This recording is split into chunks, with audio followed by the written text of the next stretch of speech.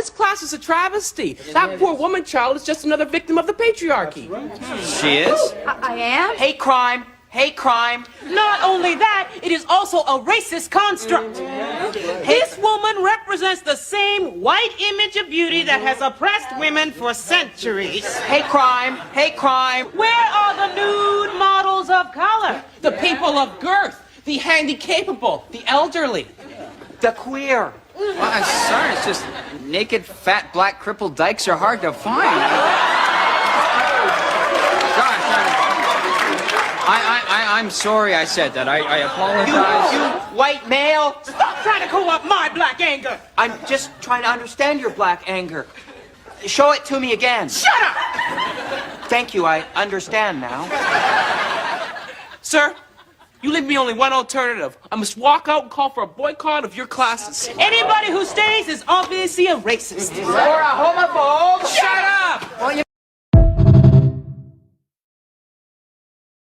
No matter how good the dad is. He can't be like, everything. he can't be everything. The disrespect of men. Nobody says mom isn't enough, but having a good father in your life isn't enough. One of the most valuable things I learned as a guy was I had a gay professor and was a great guy and would call me out. You need that to show empathy and kindness. In 2025, liberals are evil, and the agenda is to get rid of masculine men. You need that person in your friend group so that if you then have a boy who's gay or non-binary. You do that by A, trying your best to make as many men libiquitous as possible, demonizing masculinity, and C, devaluing men. The libiquitous agenda is real.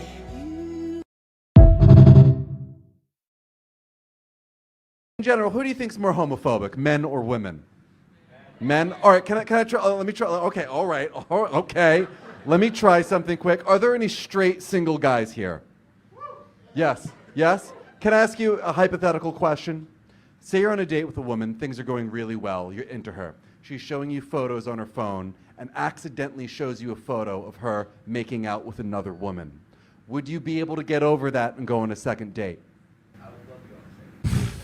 The tolerance. The open-mindedness, the acceptance. This does not sound homophobic at all. All right, ladies, say you're on a date with a guy. Okay? And you know, you're going through photos, and one of his boys just keeps popping up. Okay?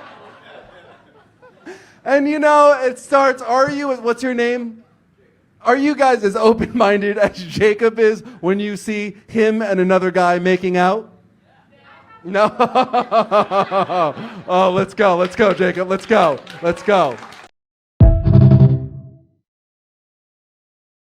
What do you feel about Cassie, though?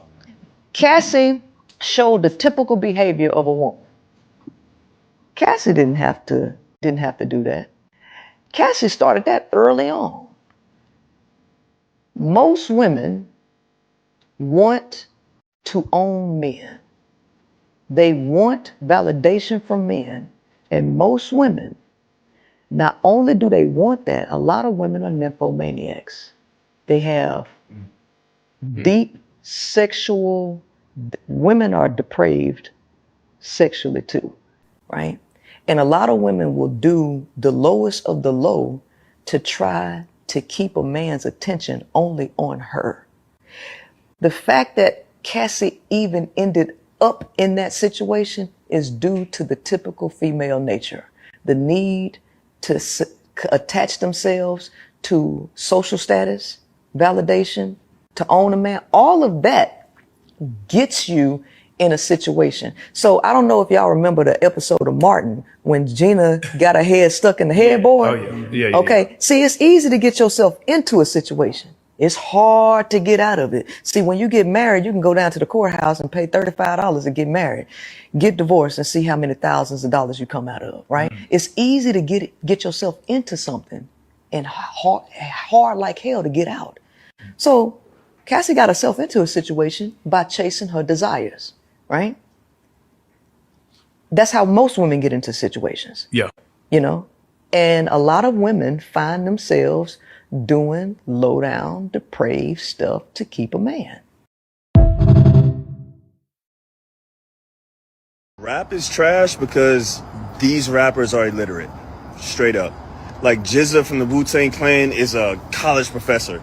Nas, Jay-Z, I mean, you could go on, Jada Kiss, you know what I'm saying? You can Q-Tip, Busta Rhymes. I mean, when you listen to these rappers, they are extremely articulate, very intelligent. You know, these rappers today are illiterate. They can barely talk. Lil Baby gets on the mic. He sounds like he got a huge taste of the tism. Lil Baby sounds crazy. I'm like, how do you make it through your rap? I mean, he sounds like he can barely read his own raps. You know what I'm saying? And then like all of them, all of these rappers, man, they sound ridiculous. That's why they mumble everything. They can barely talk. Just listen to their interviews. They can barely sound their names out. Like, they sound crazy. Where you from? Oh, me? Yeah. I'm Shelly. I'm 39, but I don't look your I will say, I don't look your typical 39, so I'm proud of that. Shelly. Yes. You look 39. It's okay Shut though. up. Mr. White, what would be the first meal that you would feed me? Salad. Stifler asked everyone to rate their looks on a scale of 1 to 10. You can't pick 7. Starting with you, go ahead. I would give myself a realistic 6.5. Okay. Oh, wait, I wasn't muted? I'm sorry. I ain't even gonna lie. You look like you can pick me up. I've been staring at you. You look real strong. I ain't that strong. It's out the season, man. It's out the season, man.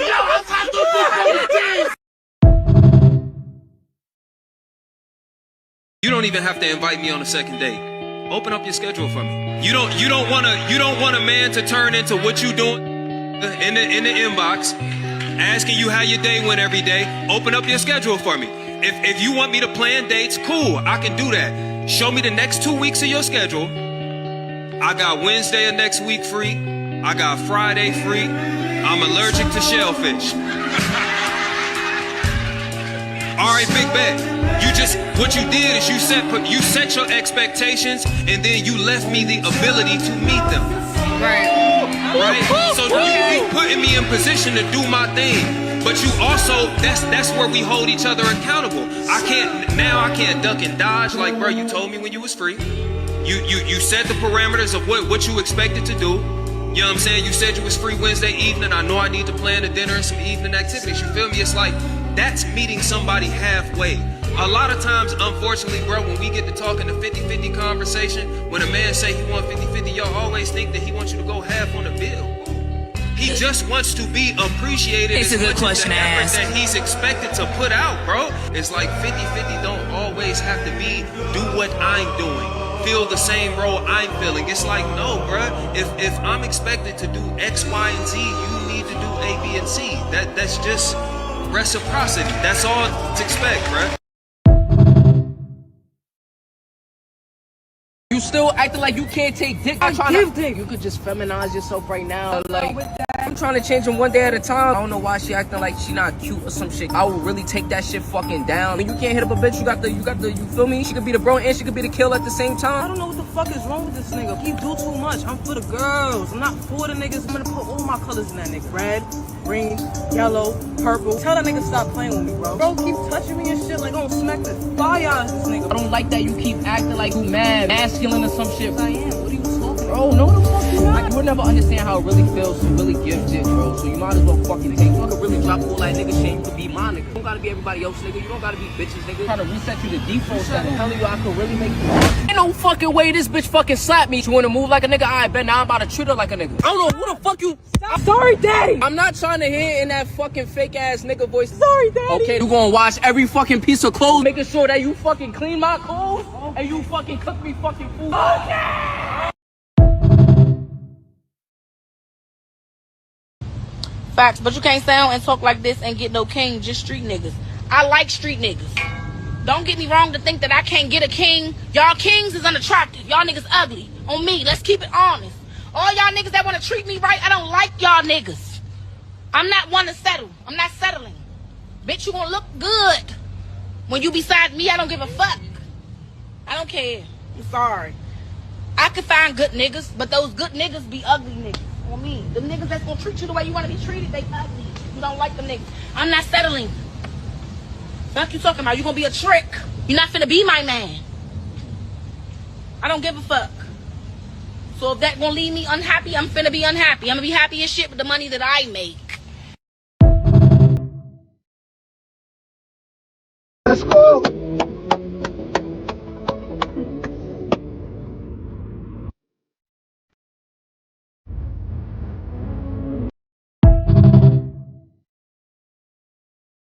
You're a white boy trying to talk to me, like, personally, I want to be on a boat. I want to be on a boat. I want you to own the boat. We already tried that. Y'all did not like it. You just 400 years you've been bitching about it. So mixed messages. Make up your mind.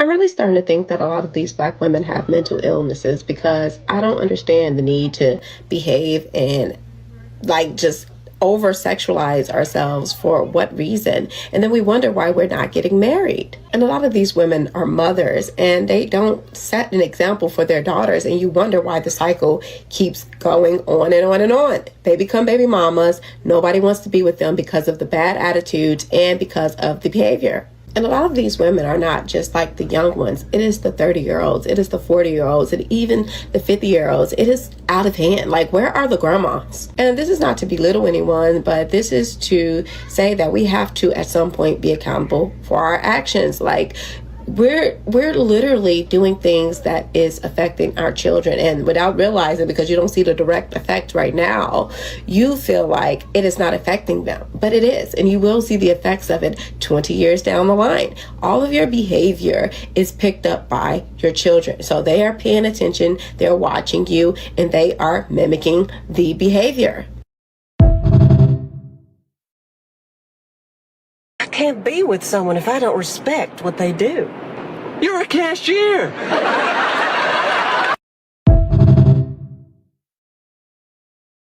I'm going to say something that's probably going to sting. And if you don't like it, that's fine, right? But the truth at the end of the day doesn't care about your feelings. Now, these WNBA stars, they showed up to the All-Star game wearing these T-shirts that said, pay us what you owe us, right? And I'm thinking to myself, oh, you, like, who owes you? And let me ask you something, as a matter of fact, because if I were to open up a restaurant that loses money every single year for nearly 3 decades, should I walk into the investors meeting and say, hey, run me my check? No. What I should be doing is crawling into my knees and saying, thank you for keeping the lights on, not locking the doors and throwing away my broke menu in the trash, right? The whole thing is absolutely delusional. The WNBA, in my opinion, is like setting up a lemonade stand on somebody else's mansion driveway, right? You're using their lemons, their sugar, their water. You're using their family name to get people to come in, and for 28 years, you're not making a profit. You should be saying thank you for keeping that hose of water on. And look, I'm all for women's sports. I really am. I want to see the WNBA win, but I don't think you get to skip the building phase and jump straight to the payout. It doesn't work that way.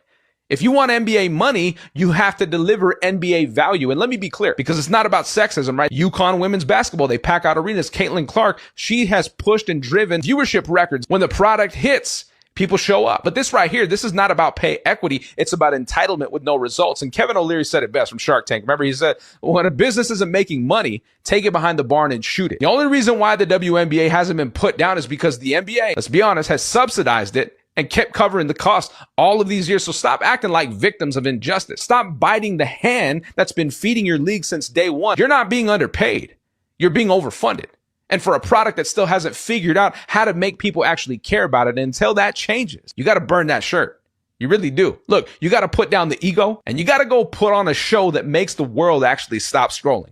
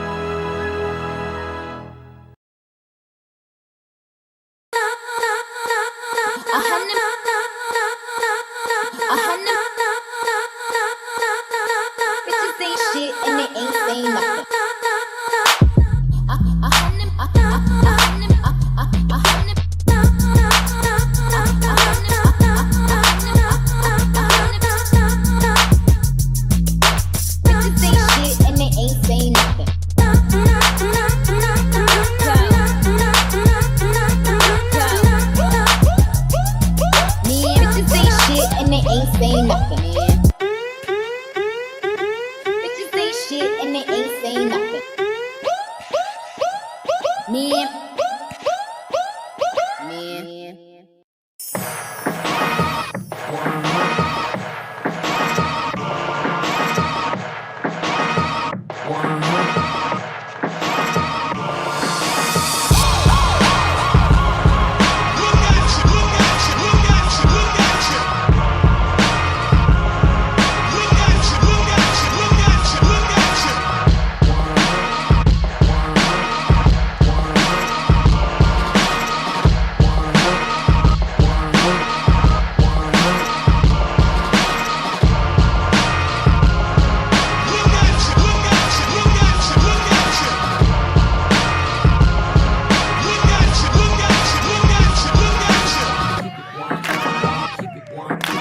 All my niggas, all my bitches, what's going on?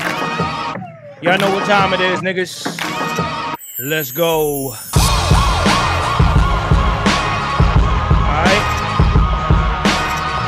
Bring that sound down a little bit so y'all can hear me a little better. Eloquently petty, articulate ass holery. My name is Marcus. This is the Keep It 100 channel. Uppity Negro. Swag. Y'all already know what it is. Y'all already know what it is. Y'all see the title. Alright. What's going on? Thank you for the super chat. Loan me $2. Let's run through some names. Trust is in the building. My man Adric is in the building. Tan is in the building. Nels is in the building. Hey, Nels. How you doing? Alexander Kelly's in the building. Dr. Thunder is in the building. Okay? Dr. Thunder's in the building. Oh, I'm going to be starting the show with clips. Fuck the countdown. Y'all don't want to miss the beginning of the show because I got a lot of clips. All right? My man Adrian Ultron is in the building. My man CG is in the building. Brandon Hayes is in the building. All right? What's going on, man? Oh my, the subject of today is black mothers. Oh, you know I ain't supposed to talk about that shit. Okay, share the light. What's going on? Nameless protagonist is in the building. And shout out to my man, your neighborhood good conservative, hood conservative. What's going on, man? Hood, I got some clips for you too. I got some clips for you. Oh man, I got some clips for you. Surviving Black Mama. That need to be a Netflix special. Surviving Black Mama. By a show of ones, who here has survived Black Mama? I ain't the only one. Put your fingers up, niggas. Put your numbers up. By a show of ones, who has survived Black Mama?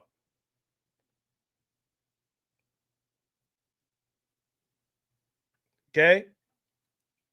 My man Henny. Like I said, I love my mama, but she hard-headed. Henny, I keep telling you, your life great, man. You know what I'm saying? I'm so glad that you have decided to come hang with us traumatized motherfuckers. Survived Black Mama.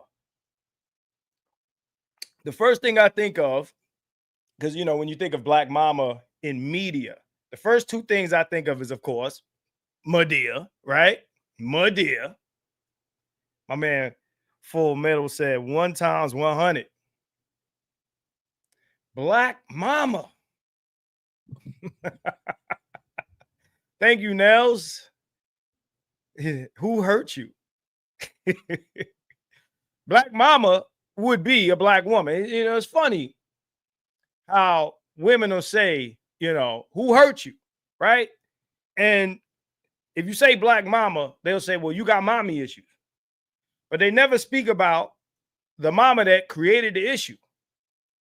Mama creates a lot of issues, not for just black men, but for black women too. You know what I'm saying? Now, Medea, like how they portray. I'm just saying how they portray. Y'all remember the scene in Friday with Chris Rock? Moms is sending them to the store, and he say, "Mama, this ain't enough." And she look and she say, "Y'all know what she say? Make it enough." Make it enough, niggas. Now, this topic was brought to me on Facebook by a friend of mine who's in the chat, right? In the chat. And yeah. So I'm gonna read some of her comments. I don't know if she wanted to be pointed out like that. Do you want to make? You can inbox me and DM me if you don't want me to point you out. I won't. But again, we're gonna talk about some very serious things because lately in this space we've been talking about marriage. We've been talking about child outcomes, right? You know, marriage and child outcomes, right? I'm still challenging this point of view. Still there.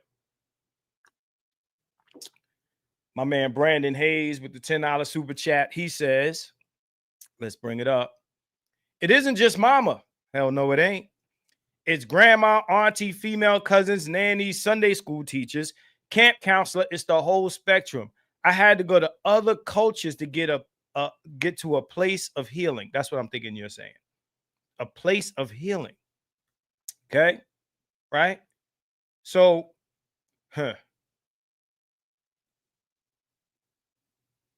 it's often said that black mothers are the worst stewards of children. This is what I've heard, right? The worst stewards of children. Okay? Now, have people that, certain content creators, I won't say names, Some of them I got love for, let me say that, right? Who will say that not only do they believe in marriage, but they also believe in black love. And it is my position that if, because people like data, I'm gonna show you data. If you love your children, right? If you love your children, you get to choose their mother. You get to choose your child's mother. This isn't an accident and fuck the rules and shit. The rules. You get to choose your children's mother. Okay? Shout out to Kev. What's going on, Kev? Glad to see you in here. My man Kev is in the building. Right? So black mothers are a detriment to children. Not all, but enough. That's a woman saying that, by the way. That's a woman saying that. Not all, but enough. Catch is, Keisha asks how your relationship with your mama, because she wants to know, are you still trained to worship black women no matter how bad they treat you? Check this out. The funny thing is, black men are often asked, right? They're often asked, how could you have this opinion on black women if you were raised by a black woman?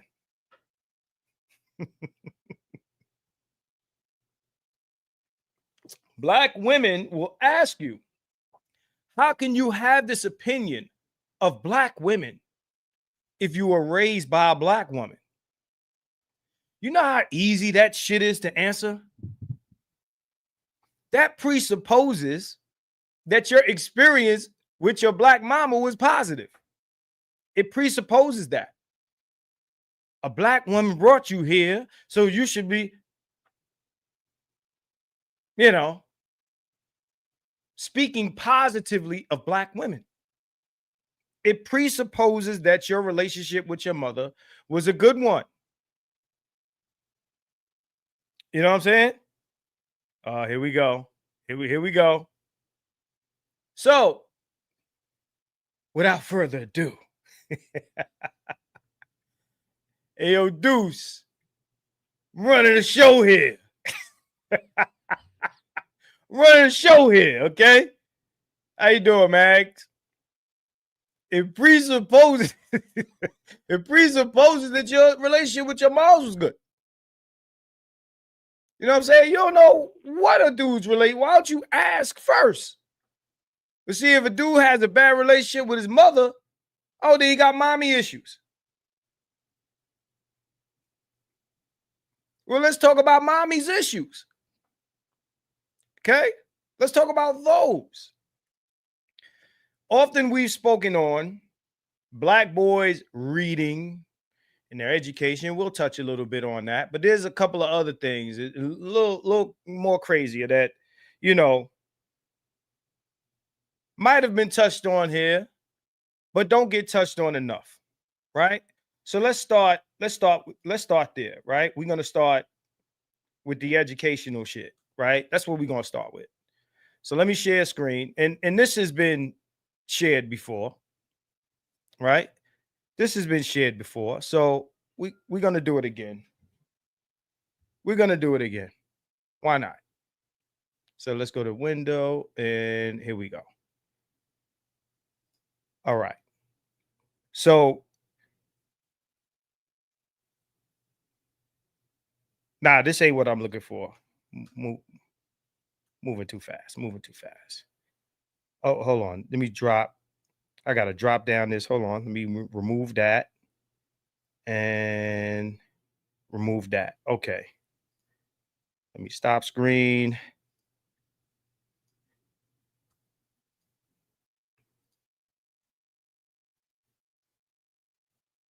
No. Hold on.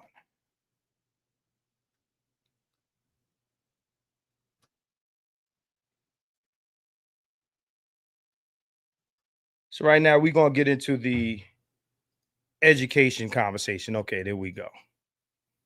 All right, this has been touched on here before.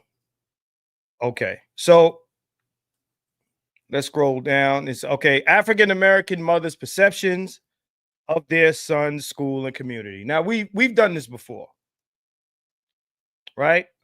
But you got people new here and people new to either the channel or the space or whatever. So sometimes we got to rehash shit, right? So let's do this again. So let's scroll through this. The lived experience of 19 African American mothers raising sons were explored. All right, so let me zoom into this. Hold on. Wrong screen.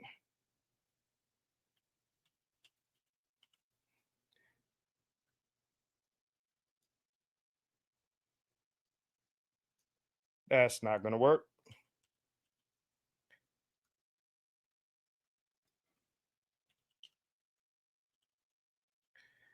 All right, I'm going to just read along with it. Okay, African American males regularly encounter structural and cultural barriers that negatively impact their academic performance in school, subjecting them to intellectual and behavioral remediation at rates disproportionate to their white counterparts. Comparable to their children, African American mothers have long endured deficit-based narratives that perceive them as uninvolved or indifferent to the educational needs of their sons, often blaming them directly for gaps in academic achievement, right? So let's scroll up. So parental involvement in education. Parental involvement in education has been documented and demonstrated as a strong predictor of student academic achievement. Over the past 50 years, subsequent political initiatives such as No Child Left Behind and the Every Child Succeeds Act have acknowledged the integral role of parental involvement in supporting children's academic success. All right. The process of education involves acquiring knowledge through formal, non-formal, and informal instruction through various settings and social interactions. According to ESHAC, formal experience are often facilitated within institutions and structured learning spaces that follow objectives and subject criteria. All right. Non-formal learning involves planning. However, it is often rooted in practical and experiential knowledge.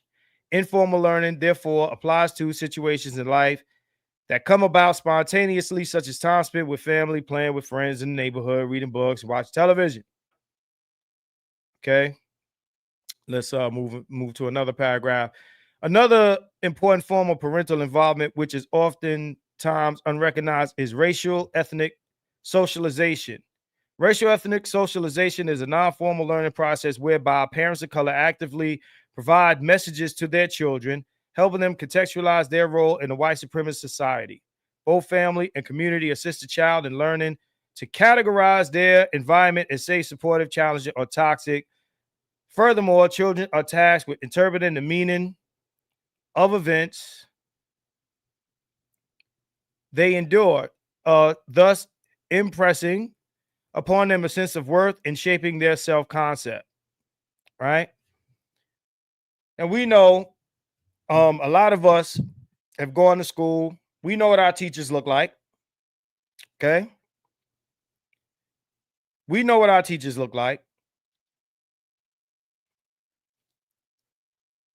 Even when they look like us. I mean, most of our teachers were women.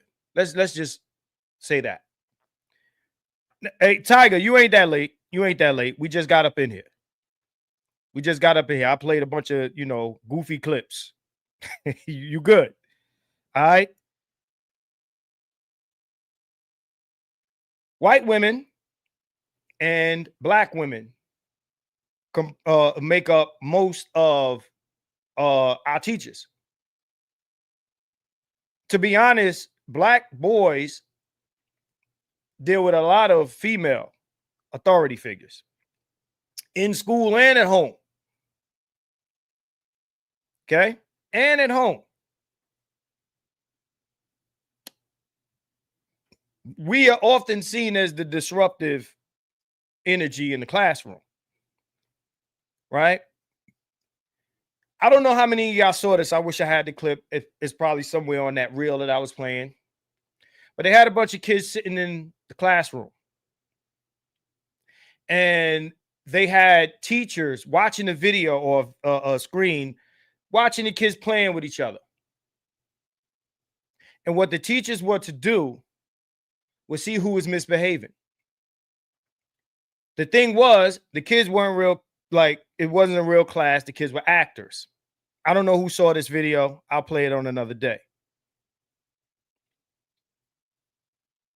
Okay, I'll check my messages. Right. So the kids were actors.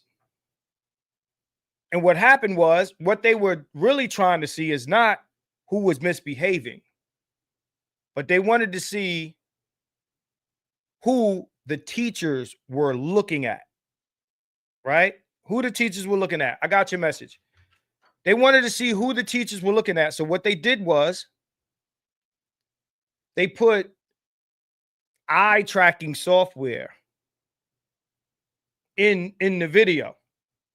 And you saw all the dots float to the little black boy. So the teachers were focused on the black kid for misbehavior. Adrian says the Yale study. Yeah. Yeah. And the black teacher was also watching the black boy. That's not even to begin talking about how black boys or boys learn versus girls. That's before even we talk about that. Right? Before you even touch on that. I don't know if this is the same study that I'm reading on the screen, but there was a study that said that black mothers' perceptions of their son's educational, success or failures is different from their daughters. All right. So, so let's see here. Let's scroll up because that's what I'm looking at.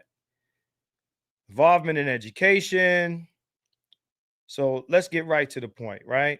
Mother's perceptions, right? Where is it?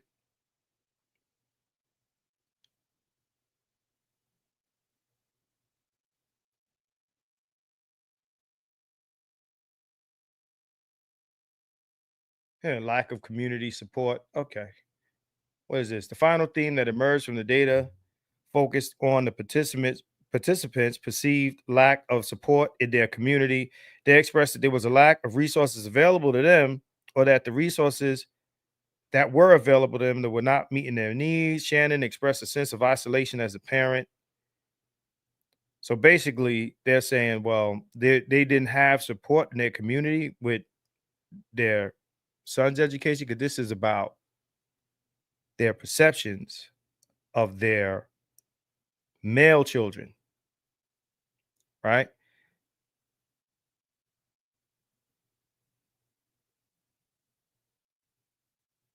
So it's about African American students. I'm looking for things specific to boys.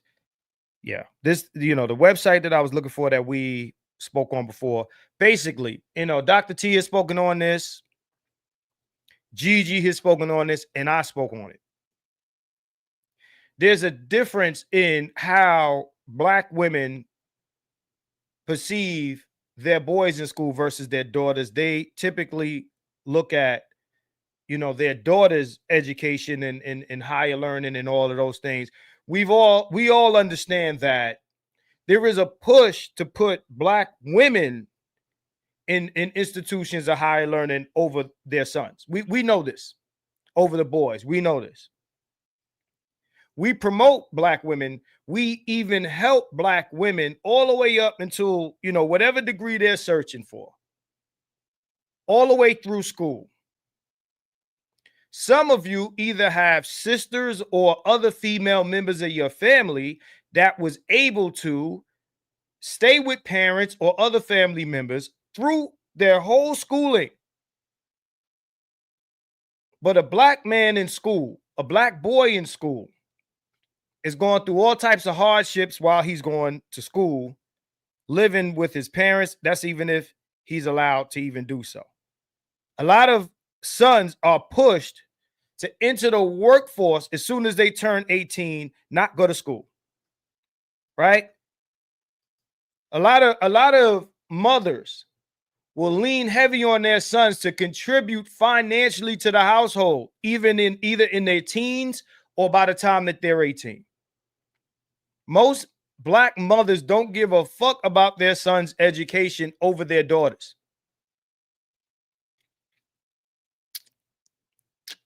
I know this from experience. I went through it. I went through this myself. Okay? All right? So mothers are more involved in their daughters' educations than their sons. A lot of mothers don't even think their sons will make it out of high school.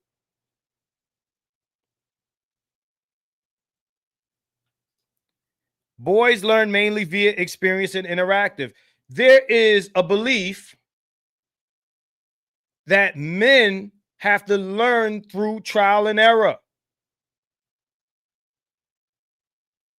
Even men believe this. I've heard men, Black men, say this about their male children or male children in general. Nobody wants to tell young niggas nothing. They want them to fuck around and find out.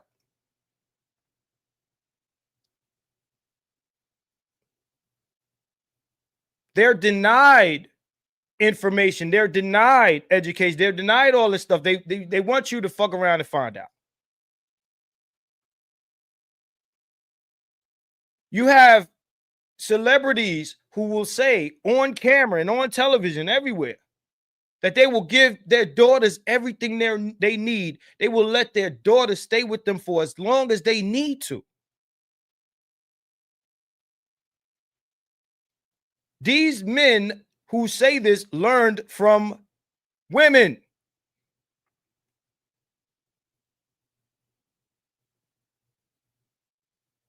Mostly because that again, Black men, their worldview is a Black woman's worldview. Most Black men. Right? So we're going to go to something else. So that's on the educational front. Right? The idea is to perpetuate an idea that Black women are more educated, right? More competent, more ambitious, etc., etc., etc., than Black men. You have black mothers that will hold their sons back in education so that their daughters can exceed them. Again, I know this from experience. I know this from experience. Okay? So I can speak to that directly. Shane says, a lot of black women have a negative perception of their own children oftentimes than not because they don't have a good temperament for patience and compassion. Remember, women are the empathetic gender, right? Said Marcus, black fathers do the same. Yeah. But these are men who grew up under women. Understand where it comes from. Understand where it comes from. Right? And that's the culture. That is the culture. Say, and get told to get it out the mud and work full time while school full time. Again, I know this from experience, Saul. Get it out the mud and work full time while school full time. Not only that, not only do you have to get it out the mud and work full time while in school full time, but that money that you're getting, you have to contribute. You got to help pay for shit in the house while working full time and going to school full time. This is the tax that boys pay. Now, there's this idea, and I'm sure y'all heard this, that black women coddle their sons and they raise their daughters and they love their sons. I don't see much of that shit, except unless you got some good for nothing slacker street nigga that they raising. I don't know any black men that have been trying to make some shit out of themselves that didn't experience some type of interference from their moms. I don't know any. I don't know any. I'm not saying none exist. I don't know any. Okay? Black fathers be helping daughters, but not sons, even with inheritance. Facts. Sounds like the shit Shaq said. It is the shit Shaq says. It's the shit Nelly said. Okay? Black men are the only men who don't care about investing in their legacy, which lives through sons, stupid ass thing, because they learn from women. Black culture is invest in the women. That's why it deserves to die. Any culture, and I've said this on past streams, any culture that invests in its women over its men deserves to die. Every other culture invests in its men because that's where you invest. If I was a woman, I'd say this. I know women that say this. Any culture that invests in daughters over sons deserves to die. And that's why black culture is weak. They empathetic till you look like his daddy. Thank you for the $2. All right. Oftentimes, it's expected for fathers to be hard asses regardless of race. But in other races, mothers tend to be more nurturing and oftentimes than not, whereas black women tend to be far more aggressive. I'm going to say this, Shane.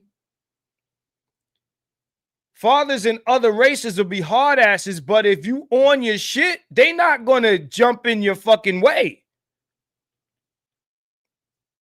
Other races of men are hard asses on their slackers. Black women love their slackers, and they are hard asses on their men who are trying to do shit with themselves.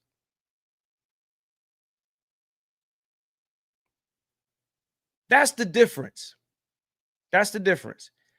Leon said, my mother interfered the same way, but she wanted me to get in the workforce earlier to learn how to deal with white people, especially white men. Then I went to college. Shit, you gonna deal with white men in college? Saul T says, that's the shit I was talking about. I used to be put in the corner by my teacher because I reminded her of her ex. That's crazy. Black men learn to hate black men from black women. Yeah. Yeah. Yeah. We see this every day. Every day. Hey, thank you for the $10. Dude, yeah, like, yeah. Yeah. Yeah, look. Yeah. Gee, thanks, homie. Appreciate you. All right. My man, Mr. O says, black moms will be the first ones to call their sons gay or lames before anybody else can, and then still want the same son to stand in with a black woman, like Ayanna Van Zant said. Yeah. Yeah. Yeah. So let's go somewhere else. Cause we're gonna talk about some other things. Hold on. So let me share something else with you.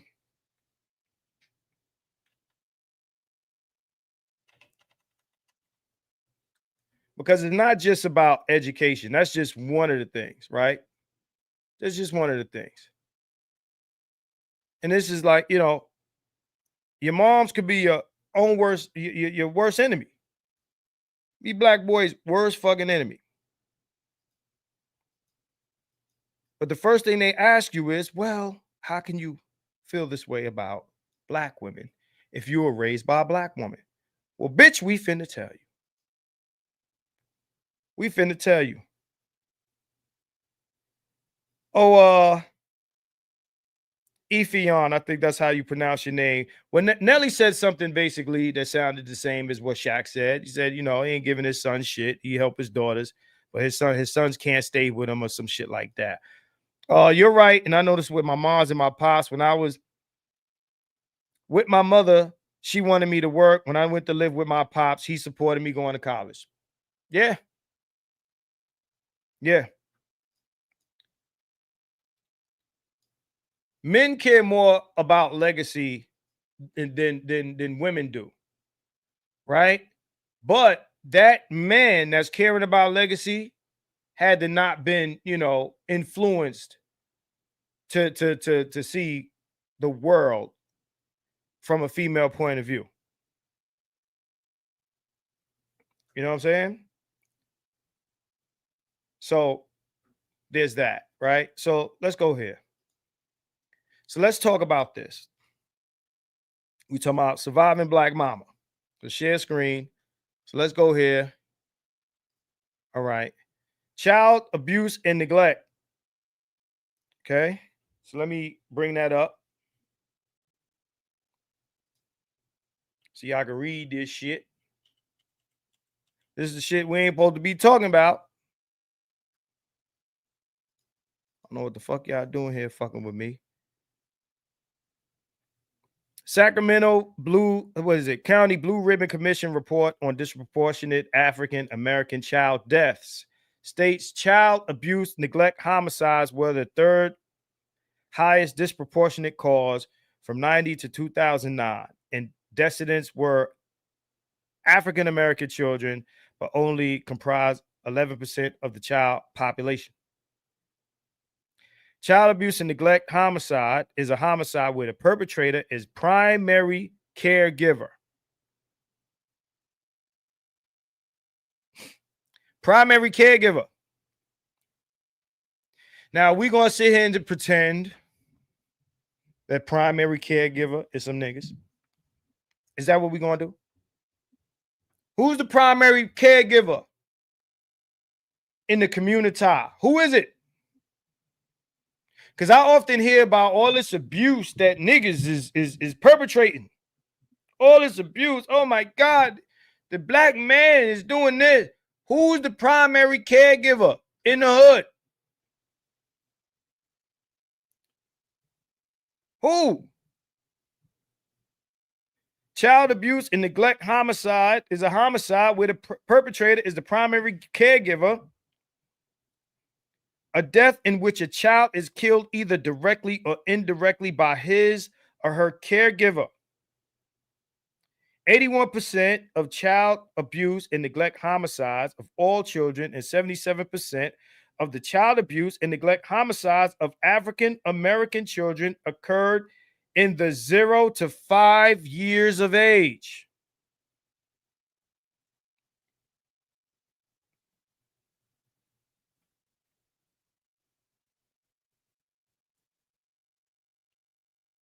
57% of the perpetrators of all child abuse and neglect homicides, and 61% of the perpetrators of African American victims of child abuse and neglect homicide were the biological parents. This includes the mother or father acting alone or both parents acting together. Risk factors were known to be present in 65% of all child abuse and neglect homicides, and in 67% of all child abuse and neglect homicides with African American victims. Information on known African American child abuse and neglect homicide risk factors include alcohol and other drugs, child protective services involvement, mental illness, violent crime, domestic violence.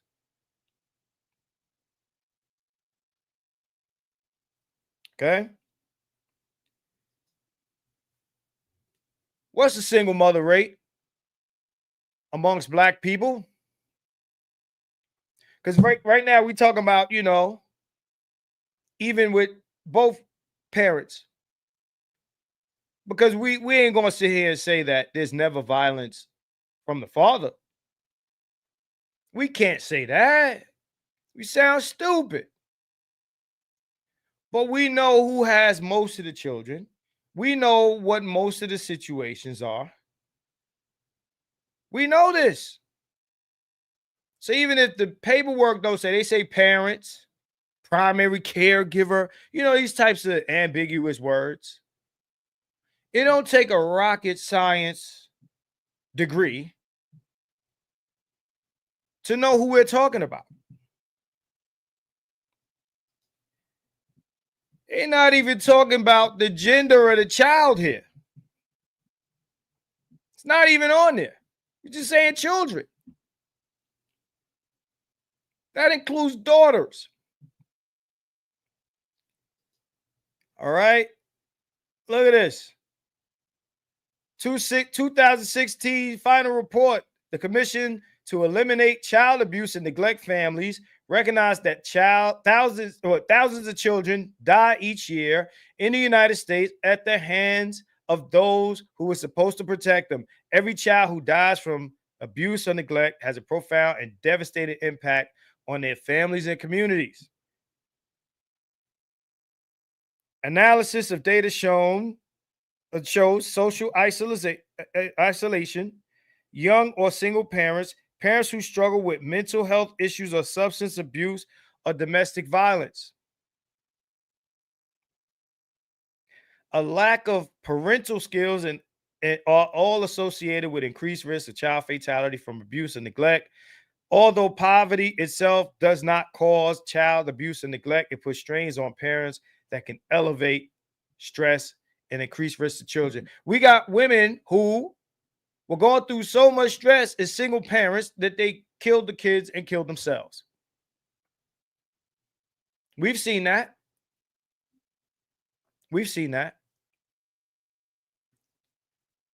So let's see. By the way, this is my homegirl Nels, and this was inspired by her, and I might read your. I'm not gonna pull up your page on screen, but I'm gonna read your post. Children are checks and benefit holders. These women have children for money and or housing. That's the hustle. Since the slave ships, women have been giving birth to children for benefits. It's not new. Since the slave ships. If you have more kids, it benefits the plantation. And we'll look at you positively. Not only that, but your social standing in Black culture as a single mother increases greatly.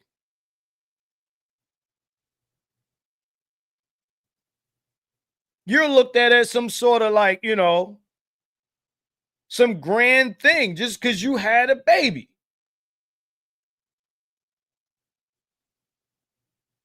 We incentivize and we promote single motherhood. Oh, I see a message here. Let me look. Let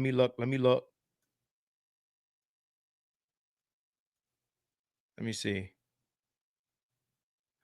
Okay. I see you, Maggie. I see you, Maggie. So let's run through here. Let's run through this.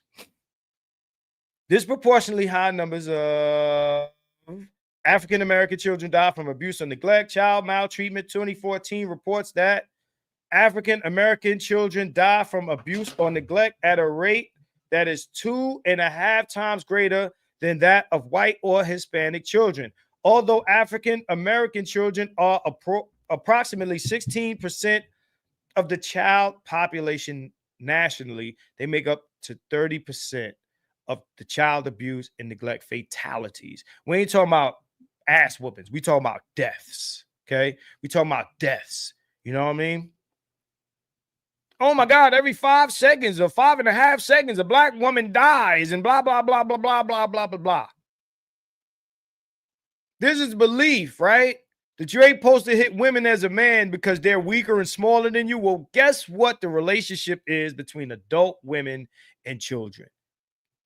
Kids are definitely weaker and smaller than grown-ass women. And I, for one, think that this country does more to protect grown-ass adult women than it does to protect children.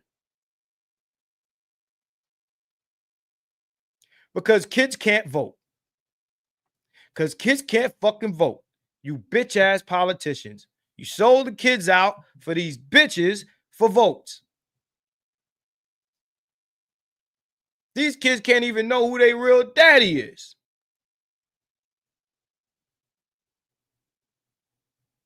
All right. Let's move on to the next one. Okay. Let's move on to the next one. Let me drop this down. We're going to go to the next one.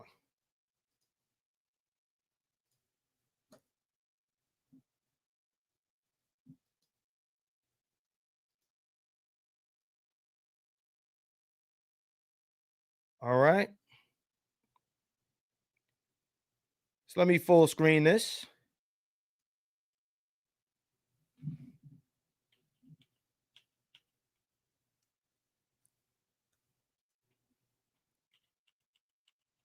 Black children are suffering higher rates of abuse. And woke officials are making it worse. Woke officials are making it worse.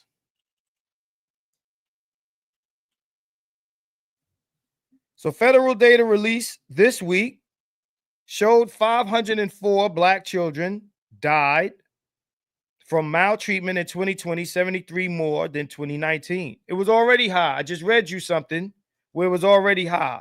It's higher.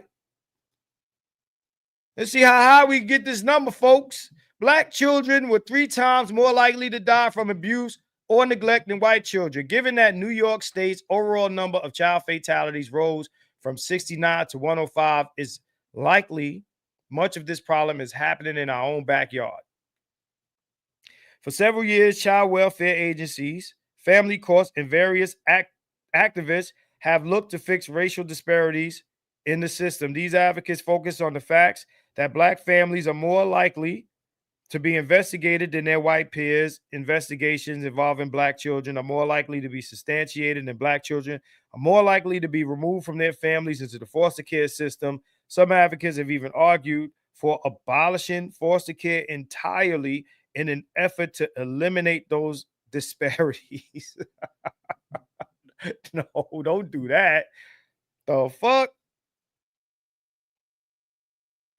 Said Indeed Chang, formerly Casey Family Programs Managing Director of Public Policies, has argued that the foster care system traumatizes kids by removing them from the only communities they have known, only to place them in living situations that are no better than jails. How about, hey, I got an idea. How about give them to the fucking father?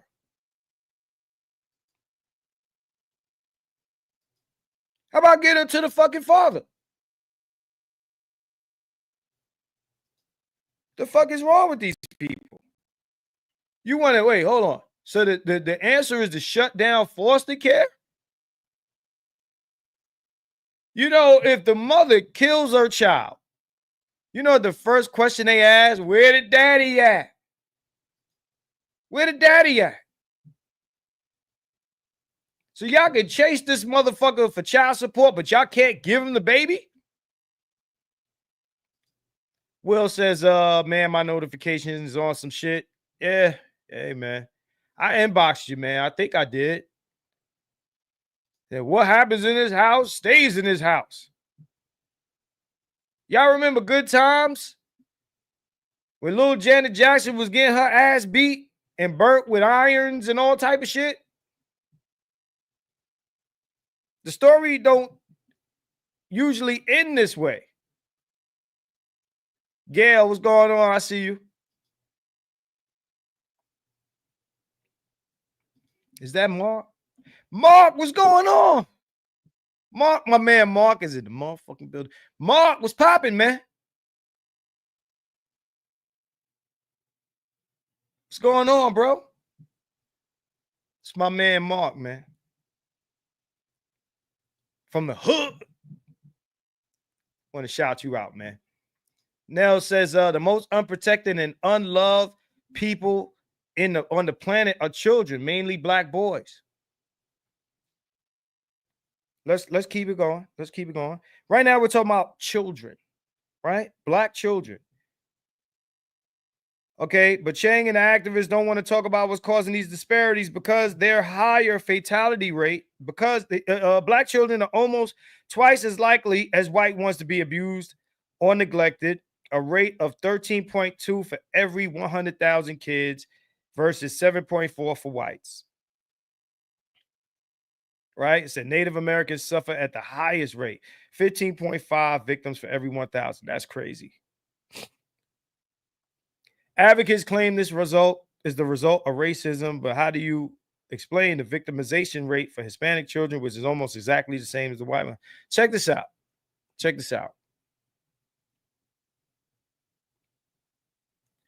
There are fit fathers that want their kids from these women and can't get them. And can't get them because the system loves mothers. You got to prove a bitch is a crackhead before you get a child from them. Right? So we're going to move on from this. All right? We're going to move to the next one. Got more.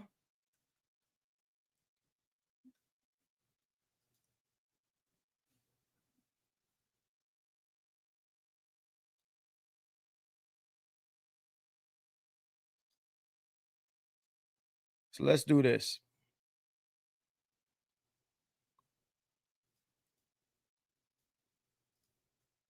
And this is something we don't talk about enough. Okay?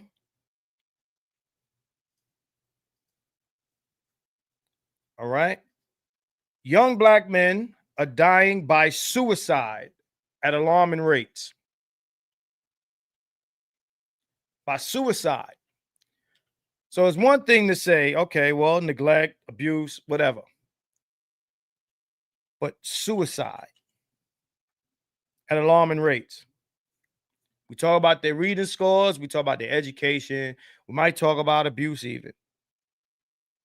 But how often does this come up? New studies suggest racism, childhood trauma may be to blame for suicidal thoughts. Okay? Suicide is the second leading cause of death for African Americans between the age of 15 and 24. Suicide is particularly prevalent among black men who die by suicide at a rate of more than 4 times than that of black women. 4 times.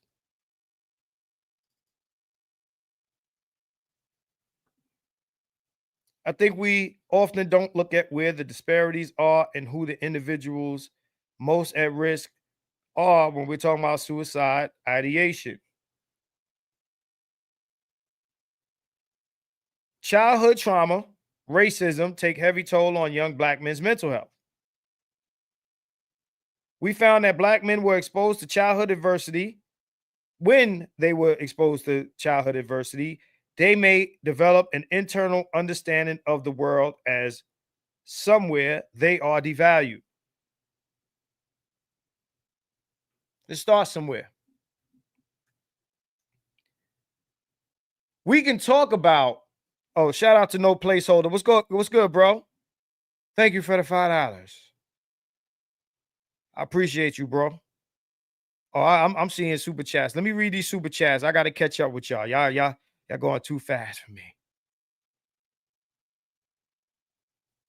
So, ghetto user, we are not allowed to take mother off the pedestal, yet we are encouraged to castigate fathers. Mother, perfect. Dad, the problem. Absolutely. All right.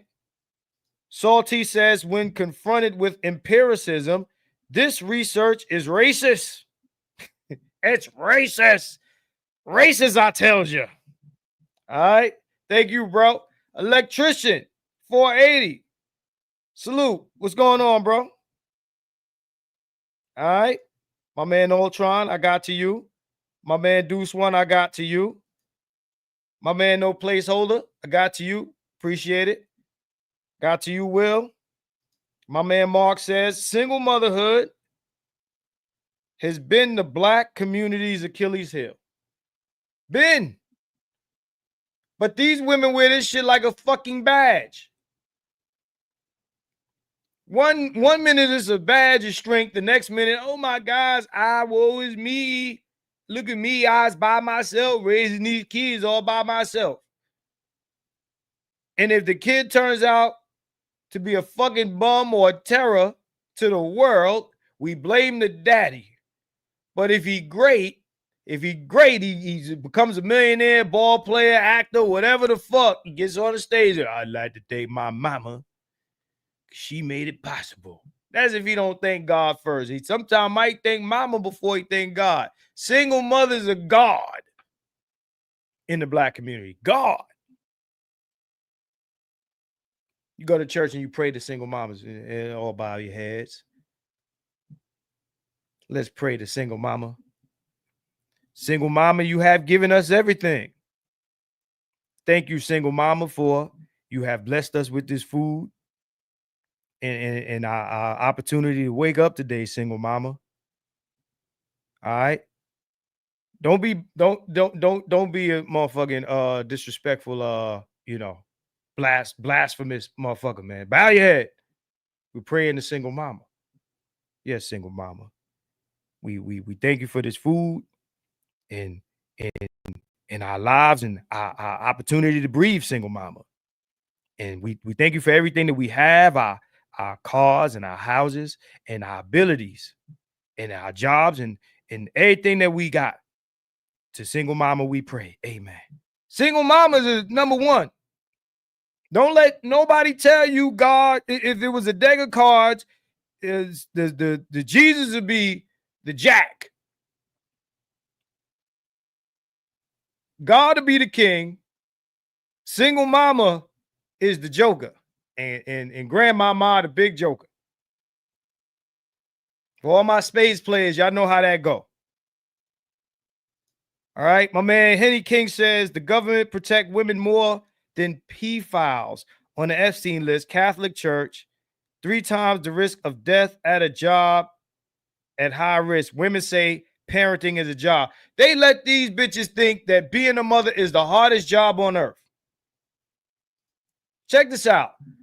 Any of you with children, I don't give a fuck who you are. I will switch places with you if I'm working in a coal mine or on a fucking oil rig or some shit like that in the middle of the ocean. Hey, you come do this shit and I'll be in there braiding the kids' hair. I'll be daddy daycare. We'll switch places since this shit's so fucking hard. Stop lying to these bitches.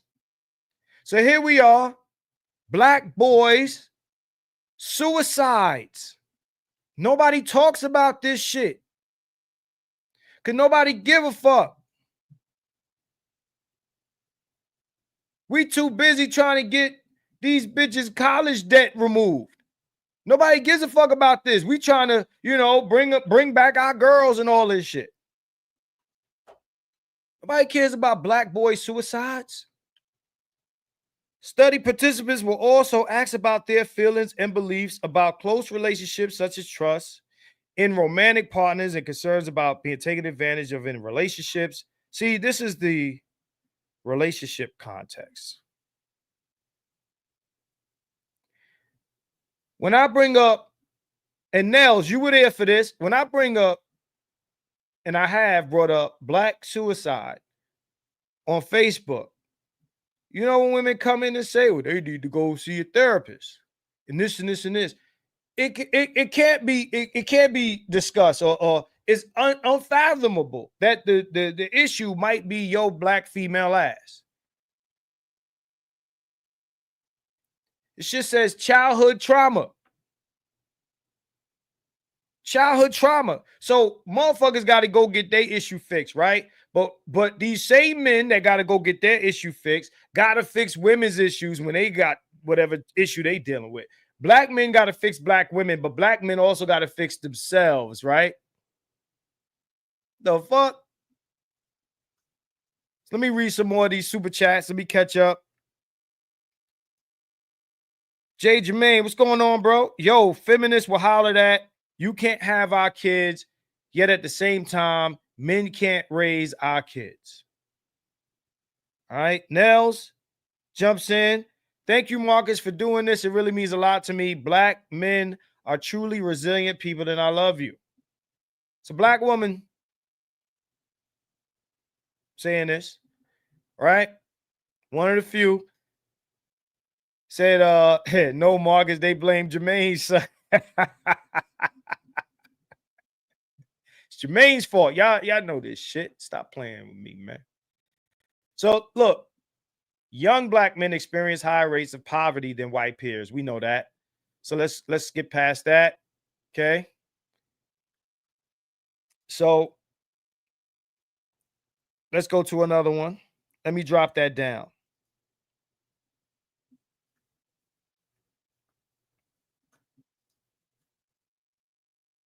We're going to go to another one. Okay. Stop that screen. Bring up this one.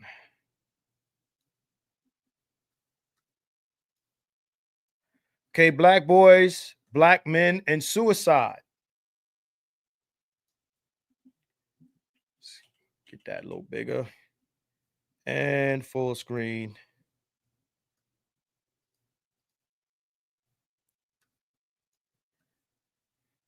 All right. Learn and undetect the signs of suicide among Black boys and men.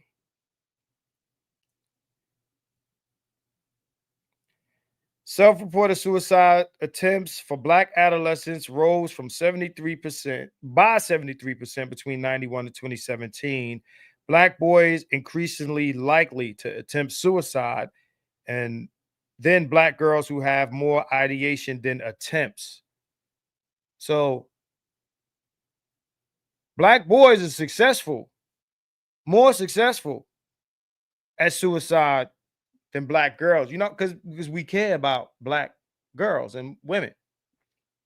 If Black girls or women show any sort of suicidal tendency, we rush to help.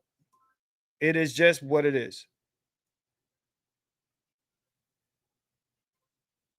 It is just what it is.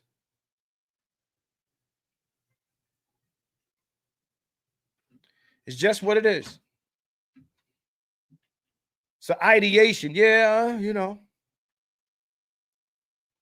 Black boys are engaging in more lethal means when attempting suicide than Black girls, which has increased by 122%.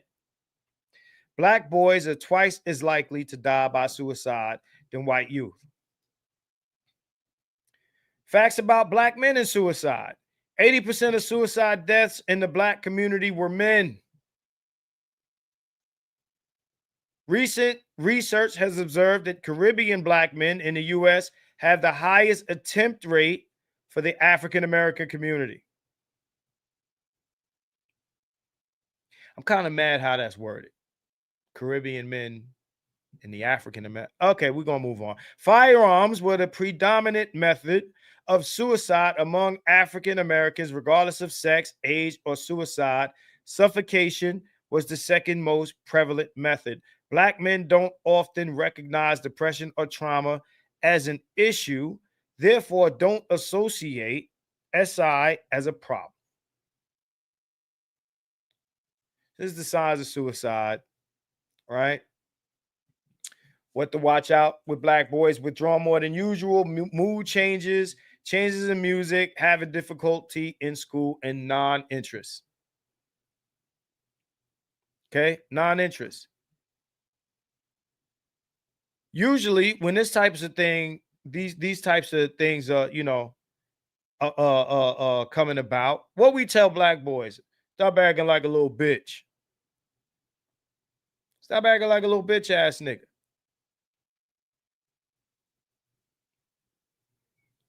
Because, black boys and black men can't be mentally ill. We can't have mental. Black men cannot afford mental issues. This is something that actually 50 Cent said. We can't afford mental issues. Nobody takes that shit seriously. Man up, etc., whatever. So Nell said, I just lost a black boy. I'm getting upset. We're going to go through this, and then I'm going to read your post.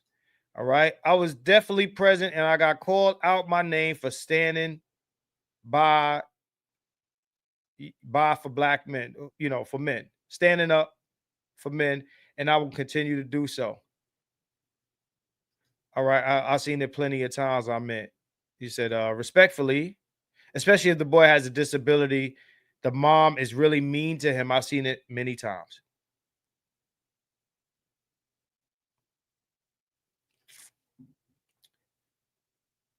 Signs to watch out of black men: don't focus necessarily on typical routines such as work, social networks, and hobbies.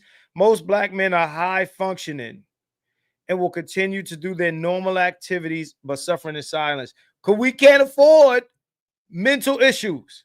You got to be high functioning. You can't afford to stop. You got to, can't stop, won't stop. Got to keep it moving. Not as hard as they say I raised my son alone.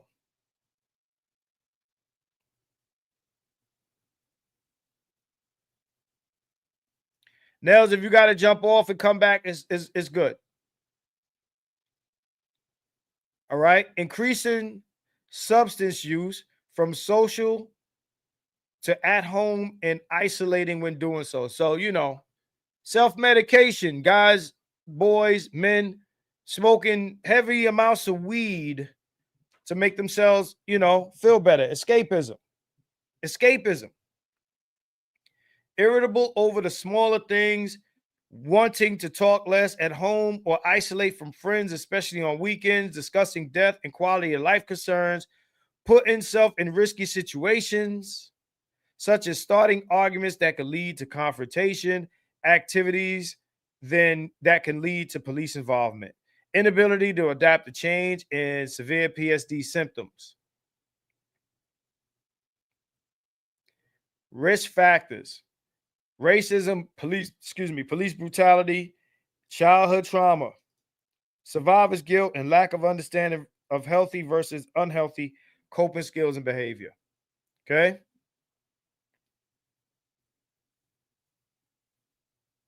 Childhood trauma. Now, we got a couple of guys in the space that deal with this type of stuff. We got a woman in the space that deals with this kind of stuff. We talking about black men's mental health, mental issues and shit like that.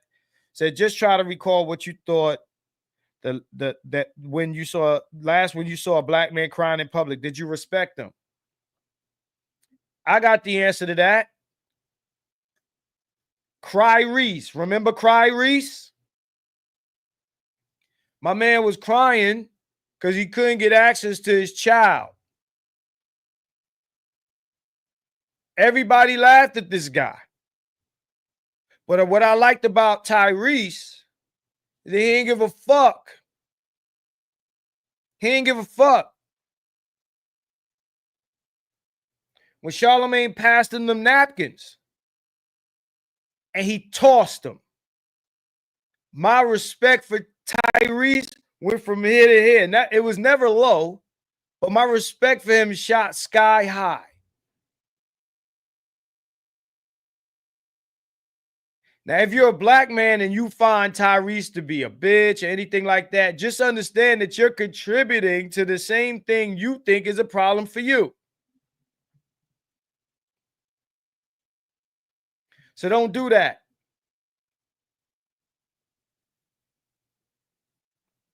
A lot of y'all thought that Tyrese shit was funny.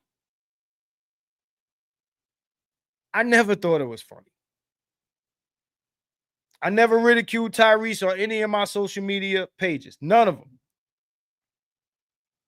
Just understand that when these things go down, whether it be Tyrese or whether it be Will Smith or whatever, I remember who said what and who posted what. I remember. I never forget. I watch reactions to everything from whoever. And that's how I know where people really sit. So let me drop this down. I'm watching the time. Let me see what time it is. I'm moving as fast as I can. I know Mags and Nameless are doing a stream. But so let's do this. I'm gonna go straight to Beretta. Nah, what's going on, man? So I'm gonna go straight to Facebook. Okay. Go straight to Facebook.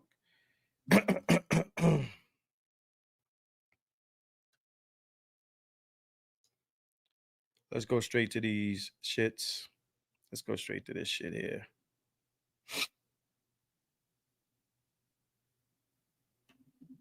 So now we're gonna go into a different portion of this, right?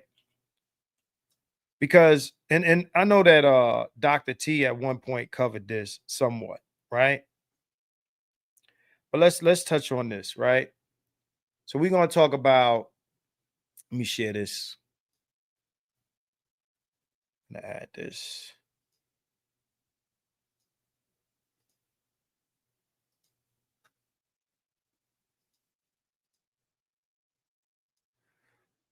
All right. So this is a post that a friend of mine put up, and it says, "Are we ready to have the dark-skinned women versus dark-skinned men convo yet or nah? I understand the plight about dark-skinned women, but what about the dark-skinned man who was rejected by both light-skinned and dark-skinned women? Too soon, right? Now, this is what I want to ask you people in the chat. Everyone in here, black men who are darker skinned, right?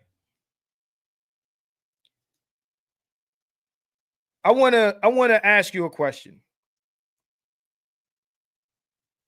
How many of you were ridiculed for being dark skinned? Hey, Beretta, what's going on? See, if I had all the music and all this shit that some of these other guys have for the big super chats.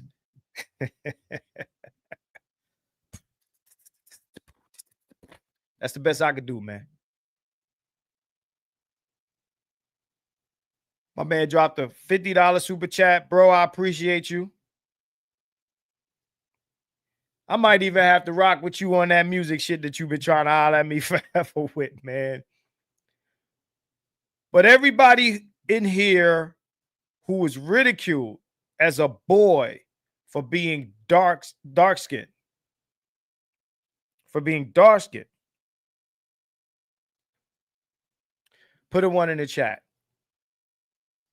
Shout out to you, bro. Said you have a unique background. I like the setup. I appreciate it, man.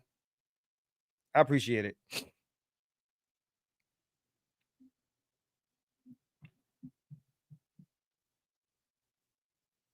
Dark-skinned kids that were made fun of, right? So CJ Jackson says, I definitely was. Said from white mofos and ninjas. Will Cochran says same thing. Bishop says, but I'm your color, Marcus. Yeah, I'm talking about Wesley Snipes. Snipes dude. He said, look. Dark Memnon said, I was too. So here we got at least 3 black men who say that they were made fun of for being dark-skinned. Now, I'm gonna go a little further. Let's take it a step further. Oh, Mr. O says I was too. Right? I'm gonna take it a step further. Let me ask you this. How many of you, of the dark-skinned men that were made fun of by your mama?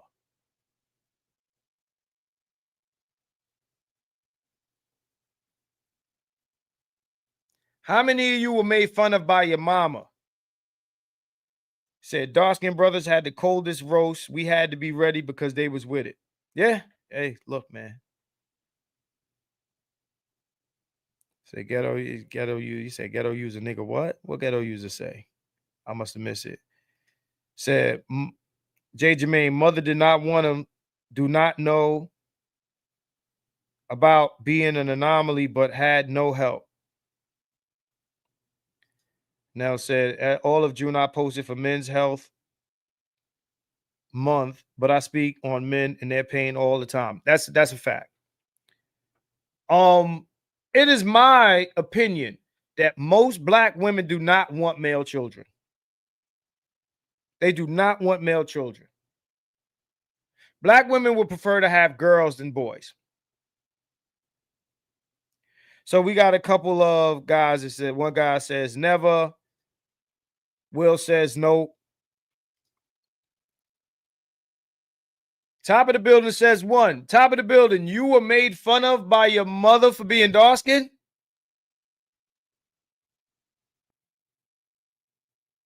Hold up.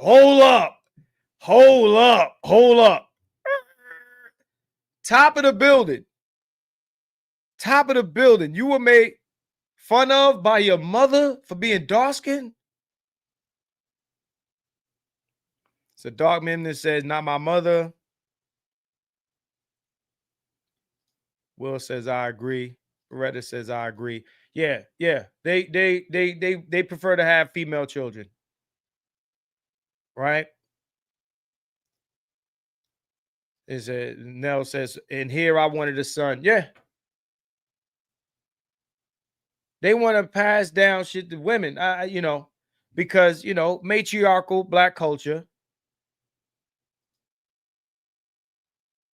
So top of the building, shout you out. You know we're going to talk about this shit later, right? Top of the building is my man. Said, it was only the Wesley Snipes niggas who were clowns. So I'm talking, when I say dark skin, I ain't talking about brown skin. I'm talking about dark skin. I'm talking about, you can see the sweat beads on a nigga. That's what I'm talking about. Like dark. I'm talking about Zulu, okay? If you know a dark-skinned kid that was made fun of by the girls or made fun of by their mother, press 1.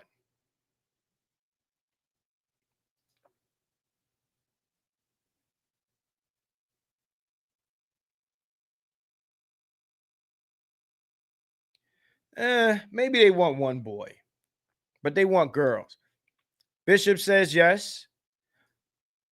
Oh, he said, nah, not my mom's. Q Jones said yes. If you know boys that were made fun of by girls for being dark-skinned, or you've witnessed their mother make fun of them for being dark-skinned. Snaz, what's going on, bro? Said all family, kids in school. Yeah. Because there's this idea. Now, I've done a little reading. There's a belief that dark-skinned boys receive good treatment and light-skinned girls receive good treatment.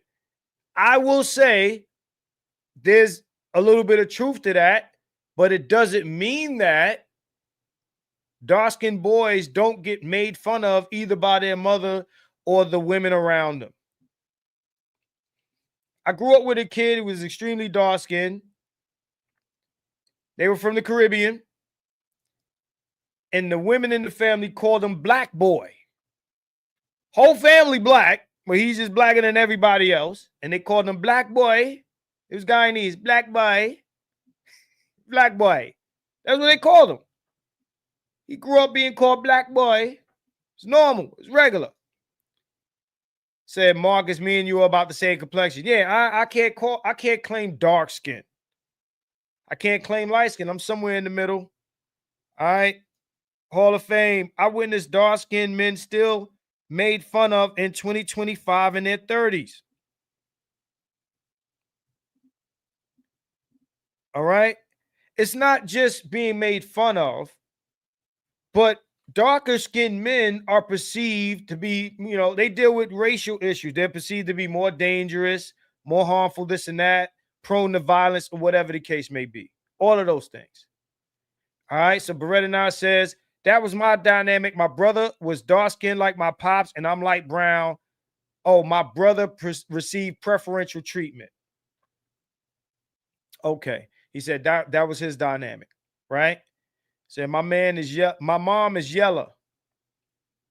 So that might be a part of it. That might be a part of it. What I believe is, and Nels, tell me if I'm wrong. Nels, tell me if I'm wrong. I feel like a darker skinned woman is likely to treat a darker child worse than a lighter child. And vice versa.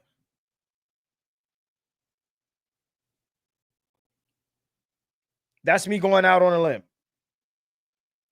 A darker skinned woman is more likely to treat her lighter child better.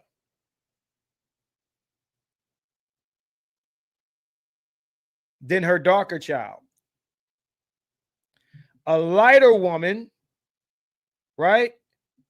If she has a darker child, she did it on purpose. She was looking for those genetics because she wanted to identify with darker skin. Like she wanted to identify blacker. Let's move on to the next post here.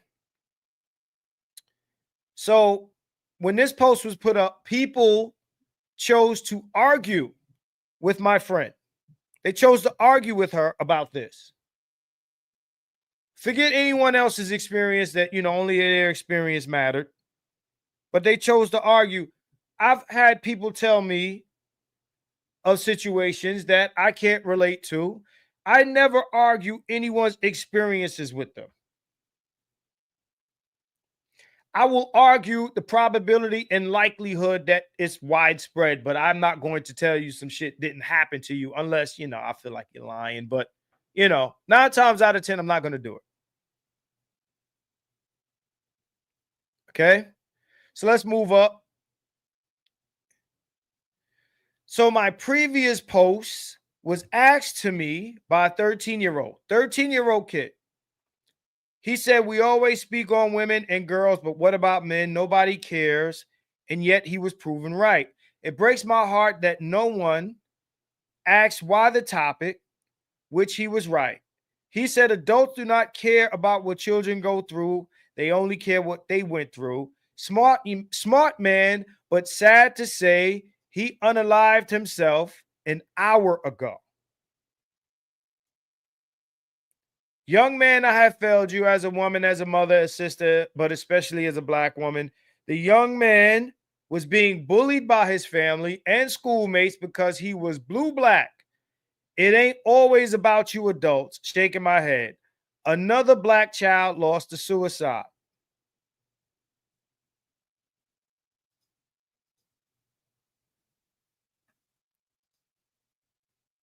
Now, if this was a black girl, be fucking terrible in the eyes of the culture.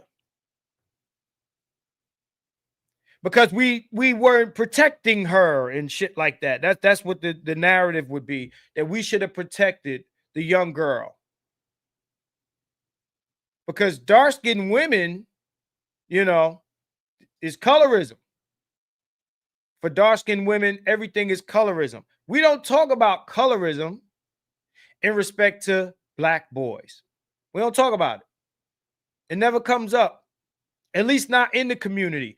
Outside the community, we talk about racism, we talk about the police and this and that, all of that shit when it comes to dark-skinned boys. We never talk about it in the community because it is perceived that darker-skinned boys, right? Darker-skinned boys don't go through colorism like women do.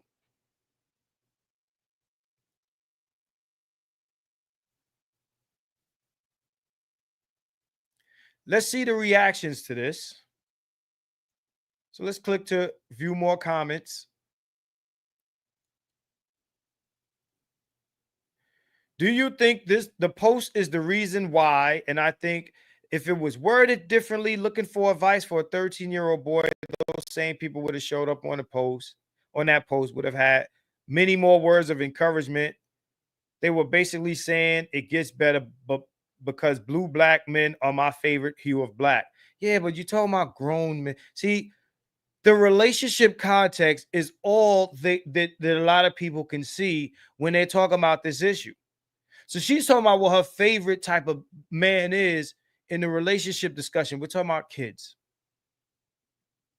But what my friend was trying to show was that you don't even think, it doesn't even occur to you when we talking about dark skin.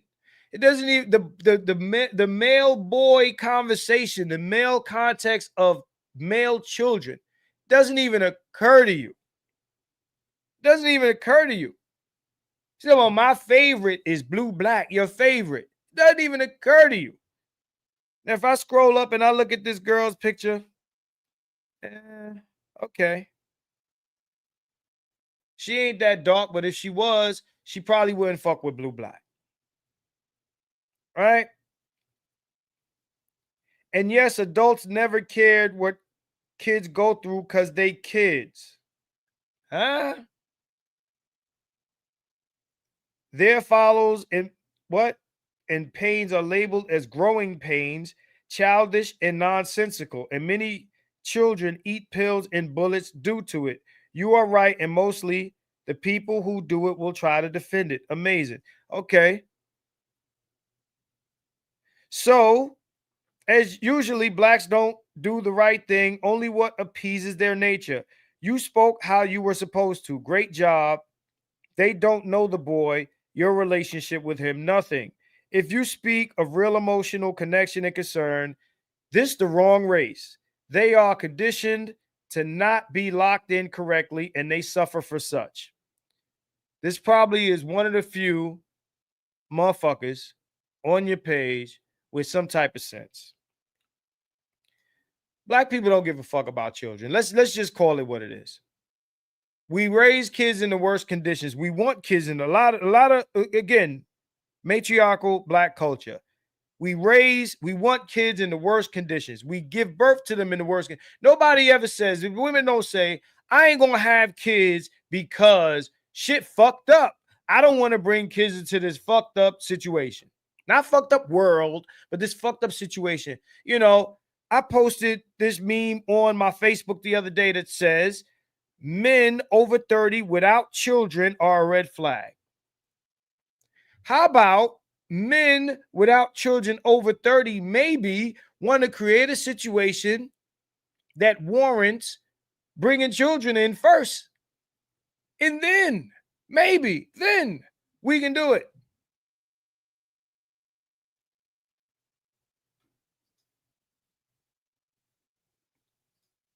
As how this pertains to the conversation that we've been having about marriage, children, and outcomes. Understand, number one, the fact that you're black and you're having a black child immediately fucks with their outcome.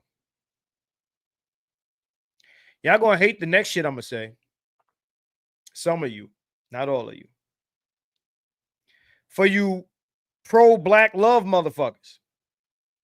Having your child with a black woman even further fucks up their outcome. So as crazy as it is to say, for whoever feels this way, if you want to increase positive outcomes with your kids, have them outside of the community, have them outside of the ethnicity, have them outside of the culture, have them outside of the race. It is statistically proven that non-black women raise better black men than black women. Argue with me about it. Everybody is a content creator in this space. If you got an issue with what I just said, just understand I got the receipts. Argue with me about it.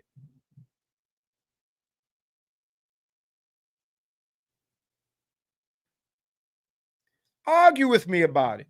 You pro-black love dudes who care about the children, argue with me about it. I dare you. Make a video about it. I'll react to your video and I'll react with facts. And if you do a video about it, I want to see data. Show me that. No, hey, Abdullah, no, I'm going to wait. Everybody who's been following me on Facebook knows my style. I will make an assertion.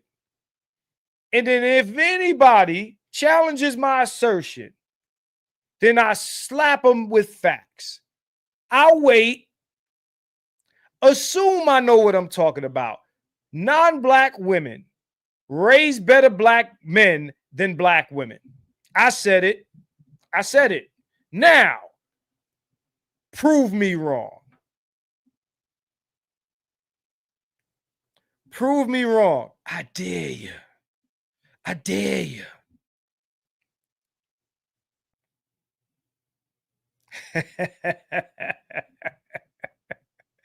I dare you. Outside of that, the whole black love thing is feelings. It's a belief. It's dogma. If it's about caring about the kids, if it's all about the children, prove me wrong. Prove me wrong. Okay, Winston says, to frame it more constructively, one must invest economically in direct proportion to how black their children will be or are. Check this out. Even, I read the stats already. It's in the other video. Even if the money is there, even if the money is there, we know that black women hustle the kids. We know this. We know they hustle the kids.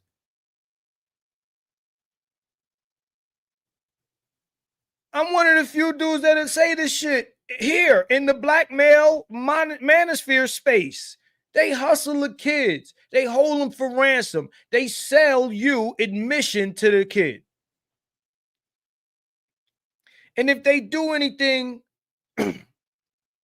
violent or otherwise traumatic to this child, it's your fault. You ain't fight hard enough. Brandon says, the odd part about the dark-skinned black man issue is European white women love the dark skin that most American black women have disdain for. I'm not going to say black women have disdain for it. This is how it works. Whatever you are, you might tend to like the opposite because it's exotic. A light-skinned black woman might want a dark-skinned son. A dark-skinned black woman might want a light-skinned son. And for different reasons. I think darker-skinned black women want lighter children because they might have dealt with whatever issue from being dark-skinned, and they feel like if they have children that are not as dark as they are, their children won't experience some of the shit they've experienced. Colorism is real. I ain't gonna sit here and say it ain't. I think lighter skinned women want their men dark skinned because they like dark skinned women and they think it's an exotic thing. So Dark Menman says, do you think it's because those children are mixed and have a better pathway to success? They don't face the same oppression. Look, it's possible. You would have to ask somebody biracial. I think you would have to ask somebody biracial, but I've heard them say it. You know, biracial kids is a whole different conversation. They deal with shit on both sides. There's bullshit. I've had conversations with them. They deal with the I'm not black enough. I mean, look what y'all motherfuckers did to Drake. Y'all threw Drake in the trash for a nigga he helped get on.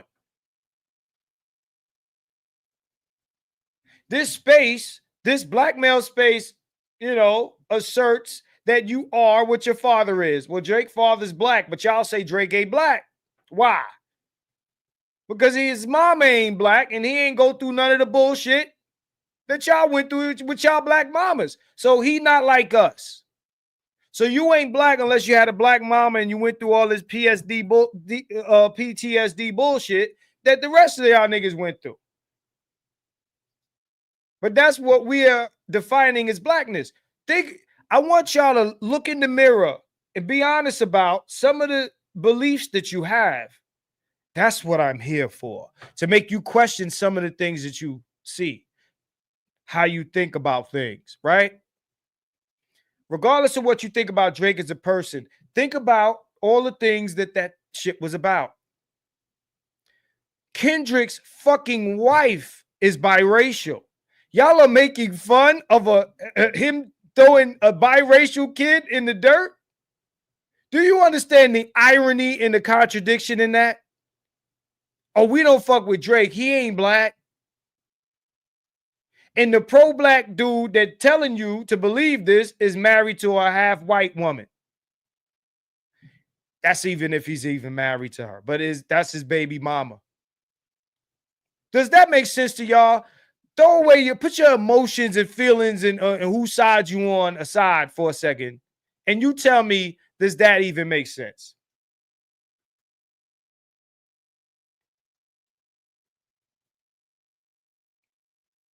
Tell me, does that even make sense? That y'all fell for that bullshit. This nigga goes home to a half-white girl. Shout out to Jay Jermaine, said, tax on the game. Tax on the game. Thank you for the $10. I see the ironies in everything, man. It's, for any of y'all that might say, Dre, you a Drake stan. No, fuck you. I don't own none of this nigga music. None of it. There's just a contradiction there. Y'all niggas got to be consistent. When I say y'all niggas, I'm talking about the hit dogs. That's what I'm talking about. I ain't talking about all y'all niggas. I'm talking about any of y'all who threw away the belief that you are what your father is just for the moment so that y'all go ride the Kendrick bandwagon. Y'all motherfuckers went full Jason Black with that Kendrick Lamar bullshit.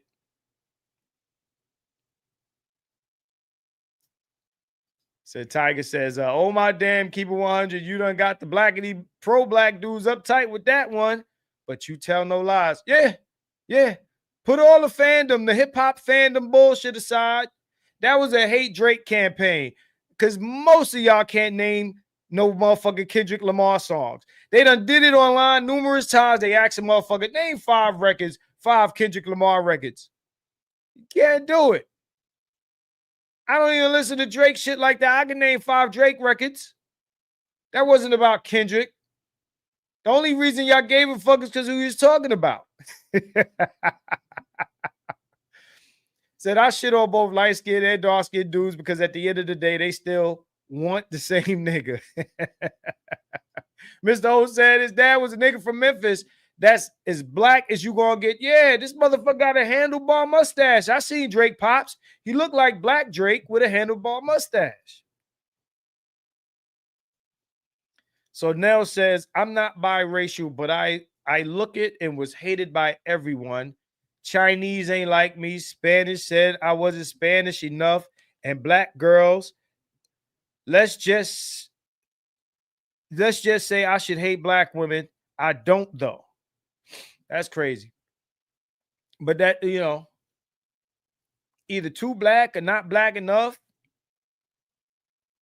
A lot of the hate that people like, a lot of this beef with dark skin, black, dark skin, light skin is really about who gets better treatment from the white man. Nobody thinks about this. Nobody thinks about this. Who gets better treatment from white daddy? That's what motherfuckers are acting like siblings over this light skin, dark skin shit. It's about who gets better treatment from white men. That's the back. That's lurking in the back of this whole conversation. I got jumped for being the wrong skin tone. It was told on the same post that I was light skinned and couldn't talk about dark skin issues. So Ephion says, no, keep it 100. Dark skinned women date non-dark skinned men because they want their skin to be deified by light or white skin. I think I said that. No?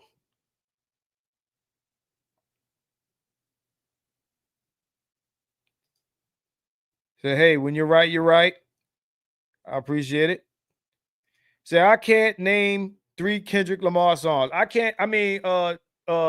Be humble.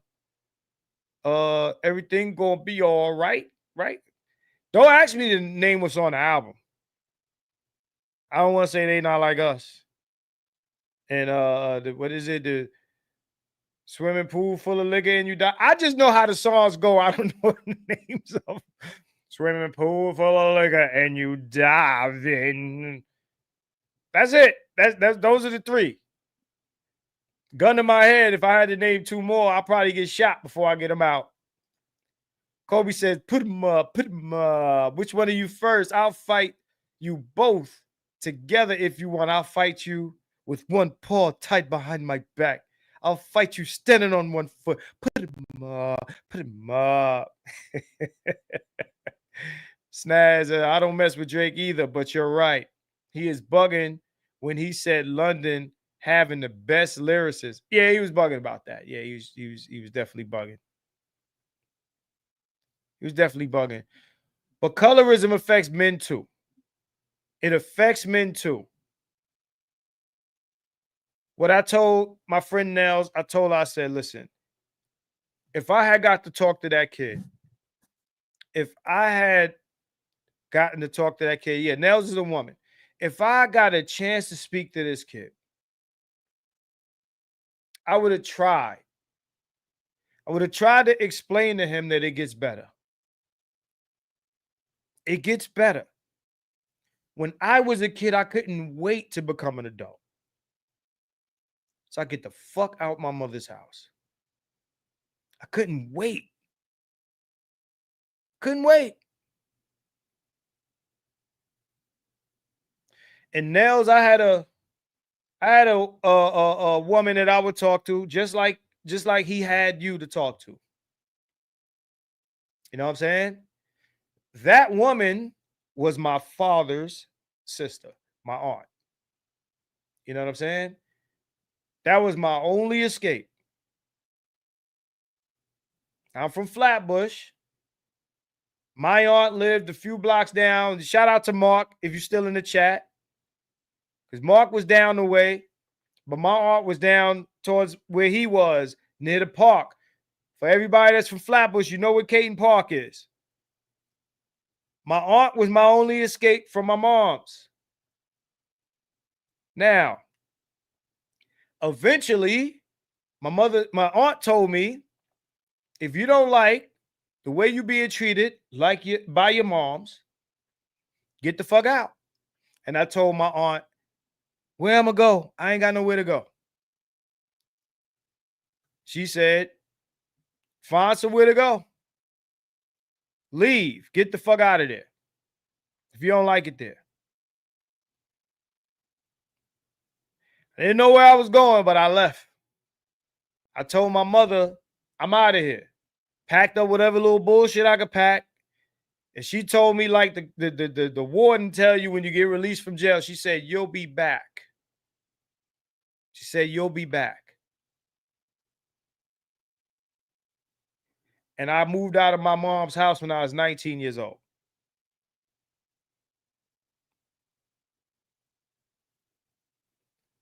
You know what I'm saying?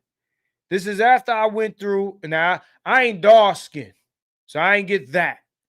But I went through the trying to hold me back academically. I went through the whole, nigga, you got to pay rent, and I'm a fucking child. My mother wanted me to get a job at 12 to contribute to the household. I was under stress from my mother to contribute financially since I'm 12 years old. You can't get no job at 12. My sister was lucky. When she was 12, she was hired illegally by a Chinaman.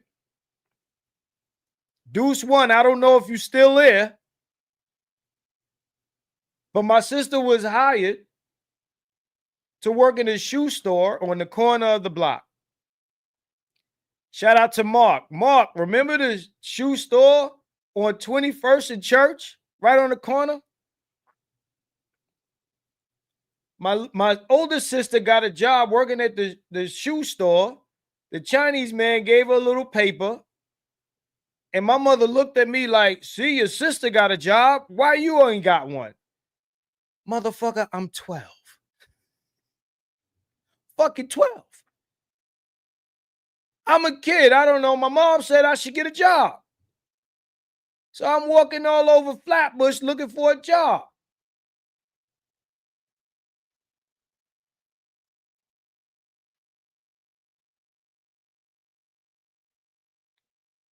You know what I'm saying? You need to get your own shit and be independent. I'm 12. My mother would tell you that I'm lying to you at 12. Nobody will hire me. Of course, they wouldn't hire me. I'm fucking 12. What am I going to do? Went to the supermarket, this place. Couldn't get a job. Then I turned, I think it was 14. At 14, you could get your working card in New York City. You get your work. Ooh, got my working papers. You know how you get your working papers? Now you think you about to be rich. You're going to get all this money. You got your working papers. You go to State Street. Y'all know Jay-Z talk about State Street.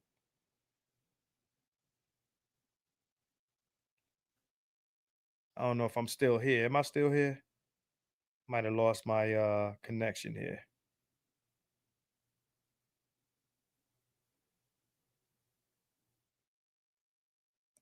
Okay. Still here. Got my working papers. Thought I was about to be rich. Hey, Hood, you from New York. You know what the working paper shit is. You get your working papers, you about to be rich. You about to go get a job. Win a bunch of motherfucking places. Ain't nobody. Nah, nigga. We ain't hiring you. Didn't get a job at 14. Didn't get a job at 15. Didn't get a job at 16.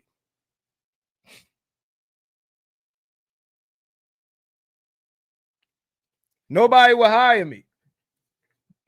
My family's making fun of me that I'm going to these job interviews and getting shut down. I had a white shirt and a tie and some slacks for all the job interviews. They're clowning me for not getting hired.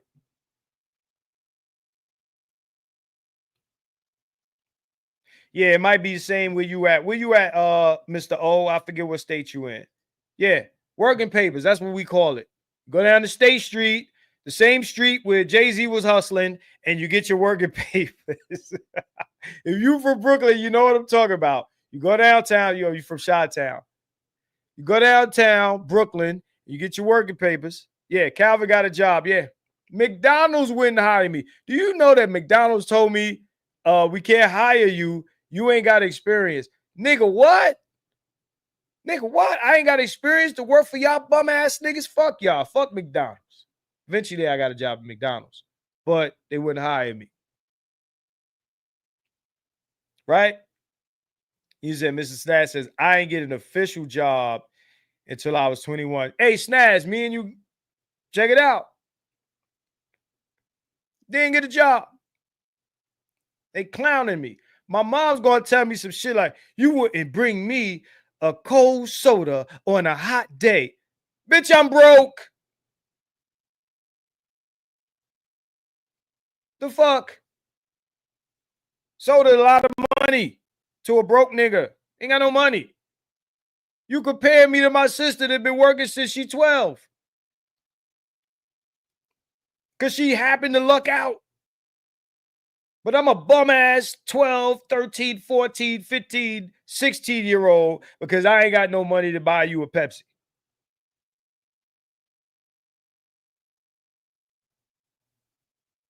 I ain't going to go through the whole life story. My mom said a lot of wild shit to me. But fast forward, my brother, and I don't know if he's watching this shit, my brother started to bag groceries at the supermarket. Shout out to Deuce One. I don't know if your ass is still in here, but your ass was in there too, packing bags with us. Couldn't get no job. I'm in high school. And I started to bag groceries for tips because I couldn't get no job. I'm in there. I'm 16 and I'm in there with kids younger than me. I'm in there with my little brother and his little niggas bagging groceries. Hey, Hood, you said you swept up here in the barbershop and you bag groceries. Now, Hood, hey, Hood, tell the truth.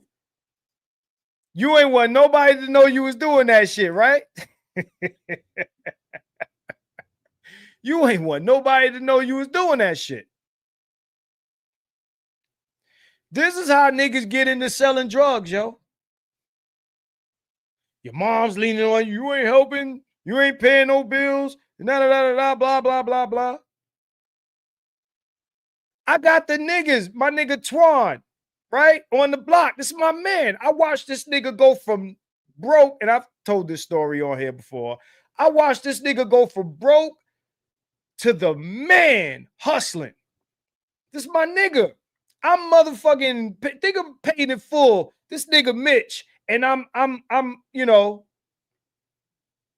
Rich Porter AZ. I'm AZ. Hood, you ain't want nobody to know you was bagging no motherfucking groceries. We was bagging groceries. We was trying to keep that shit low. I'm in high school bagging groceries. Mom's telling me, you ain't ever gonna be shit. Mom's waking me up in the middle of my sleep to send me to the store to get cigarettes. Mom's kicking me out on my birthday because I didn't wash the dishes on my dishwashing night. This is what it means to survive, Black Mama.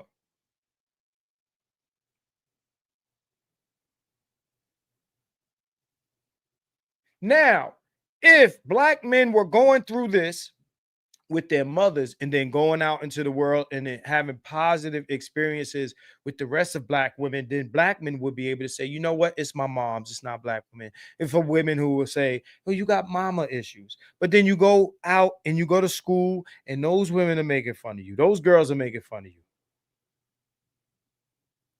Nigga, you Black. Nigga, you poor. Nigga, look at you. Ooh, what are those? Look at your clothes and this and that.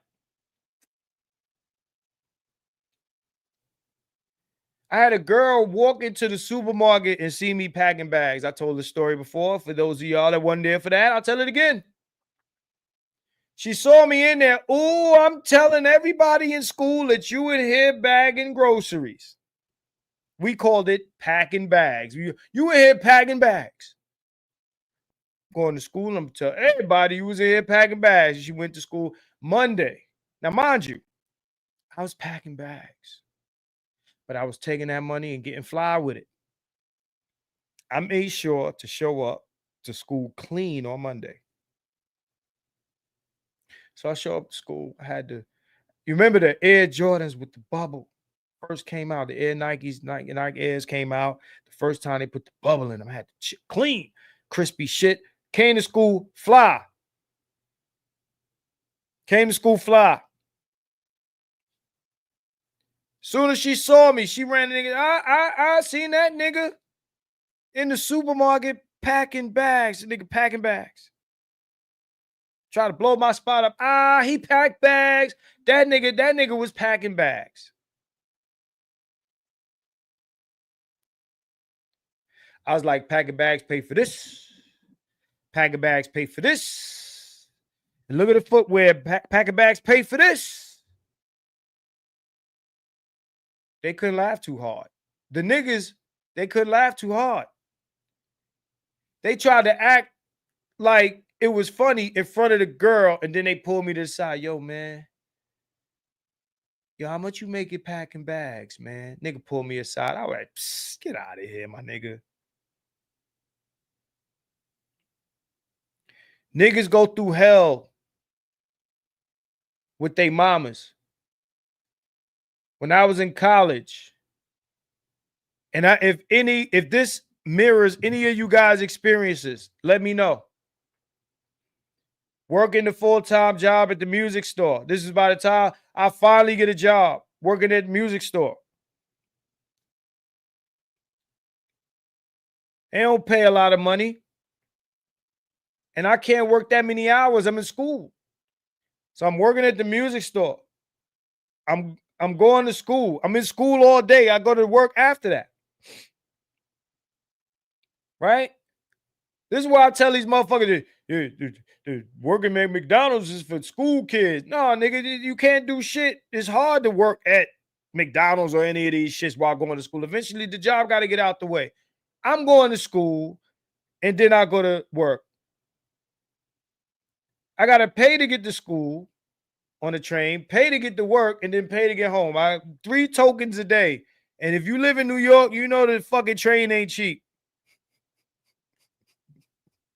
Every day, you got to buy a New York City fucking train token. Hood conservative, where you at? And then my moms are leaning on top of me on top of that to pay a light bill or gas bill or some other bullshit because, oh, you got a job. You making money. Motherfucker, I'm out all day.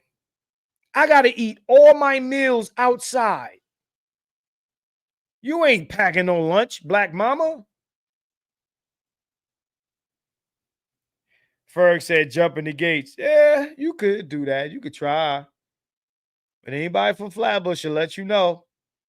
Cops was in this. They was in that Church Avenue shit. The cops was in that Church Avenue station. They was in that Q station.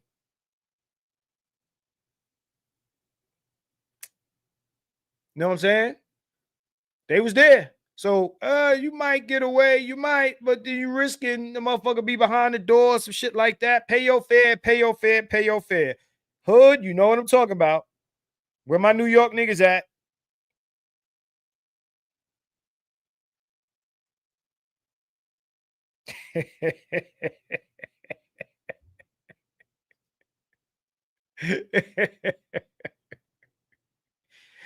Oh man, that's funny.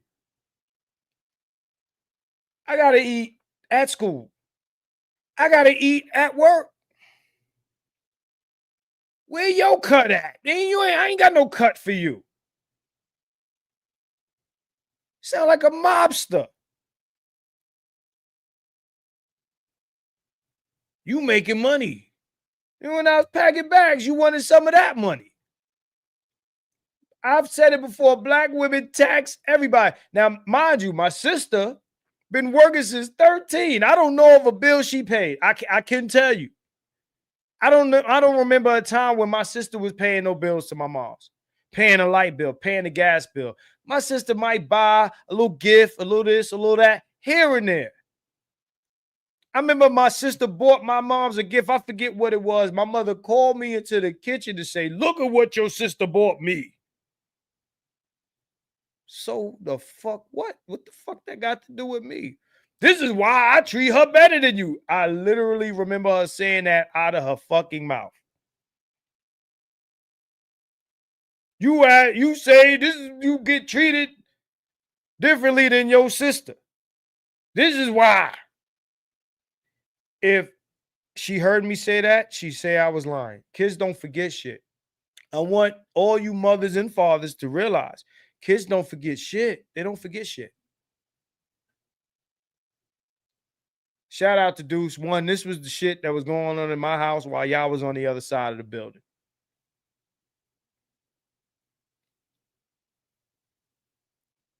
And my sister would do shit to me and my brother that my mother would allow her to get away with. That's another story. But eventually, what happens is that the little brother grows up and big sister can't fuck with little brother no more because little brother will knock her bitch ass out. Now, mama got to jump in to save big sister, but she ain't never jump in to save little brother. As much as I read about black women raising their girls and loving their sons, nobody has ever written an article about how black women treat their daughters better than their sons. How many of you, by show of ones, live that reality where you were treated as a second-class citizen or a nigger in your house by your mama, and your sister was treated better than you? It was even worse when we went down south for the summer.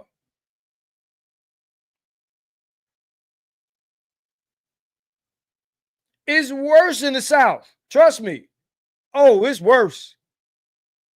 Even my mom's got mad. I'm like, how you get mad? It's even worse in the South. I don't know how many of you are from the South, but in the South is fucking worse. Oh my God, they had us slaving, my aunts down south, man. Hey, Winston, no, summer was worse for me and my brother. We would go down, nigga, we was slaves. We was Cinderella, Dana, Dane when we went down south to see my old aunts down south. Beretta, that was me. You said you was treated worse than all your siblings. Eventually, that was me because my brother found a way around it. Me, I'm the same nigga sitting in front of you. I would tell my moms, this is some shit you doing. It's unfair. I used to stand up to my mother, say what was on my mind. Ain't nothing changed about me. And I'd take whatever you grab me up, rip the buttons out of my shit and all that shit that my mother used to do to me. But whatever I had to say would get said, and I didn't care. Do whatever you want to do to me, but I'm going to tell you about yourself. And that was always how I came up. That was what it was in my house, in my mother's house.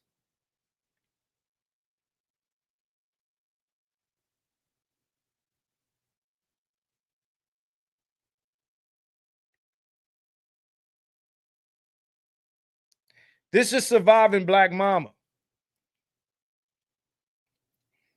I knew women, right? Let's talk about girls for a second. Because this ain't just about black men. We talking about, let's look at the other side for a second. A lot of these women that want to protect the image of black women and black mothers have been through some shit with their mothers. Been through some shit. Don't even get me to start talking about how in the crack era, these women were selling their daughters for crack.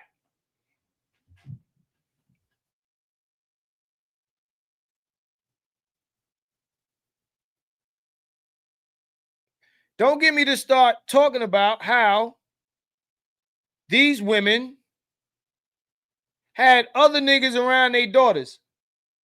Don't get me to talking about, you know, the sex abuse and things of that nature when it comes to either stepdads or boyfriends that these women would bring around their children. And how these women would get mad at their daughters as if their daughter is doing something to attract this man, as if they're competing with their daughters for this man. Telling their daughters, don't tell nobody.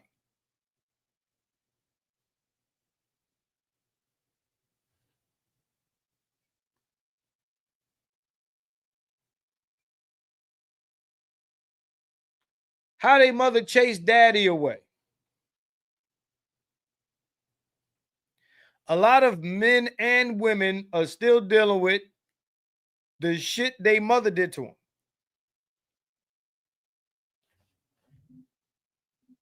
Still dealing with it.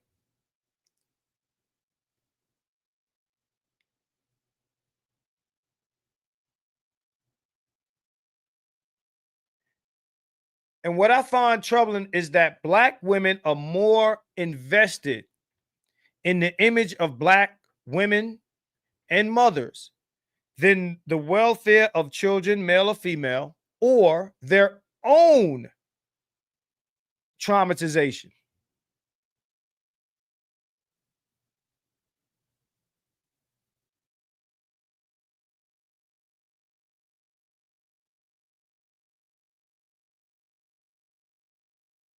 What is that? A thumbs down? Who hit thumbs down? Did I do a gesture? I don't know what I do for that thumbs down. Y'all see that thumbs down? But they are more interested in protecting the image of black women instead of telling the truth. And they went through the same shit. Black women are dealing with everyday evil from other black women. Now we starting to see videos of women talking about other women and the shit they go through. But historically, they don't want to talk about it because they're looking at it like they all been through some shit. I mean, pardon me. They looking at it like, you know, that if they talk about it, then it makes all black women look bad to even discuss your own abuse.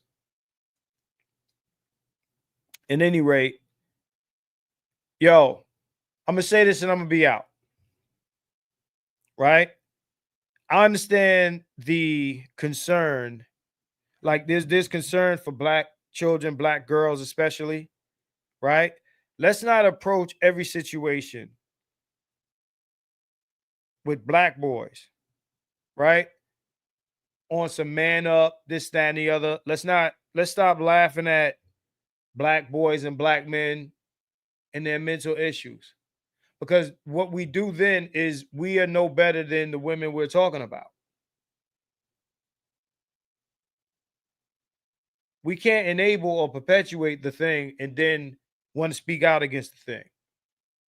Can't do that. You're part of the problem.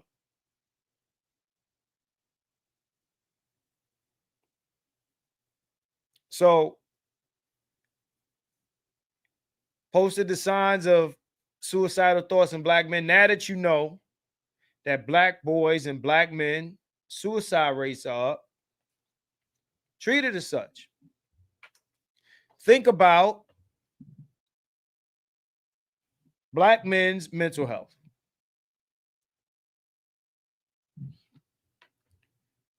Think about black men's mental health. When a nigga going through something, yo, don't clown him. That shit might be for real. It might be some other shit.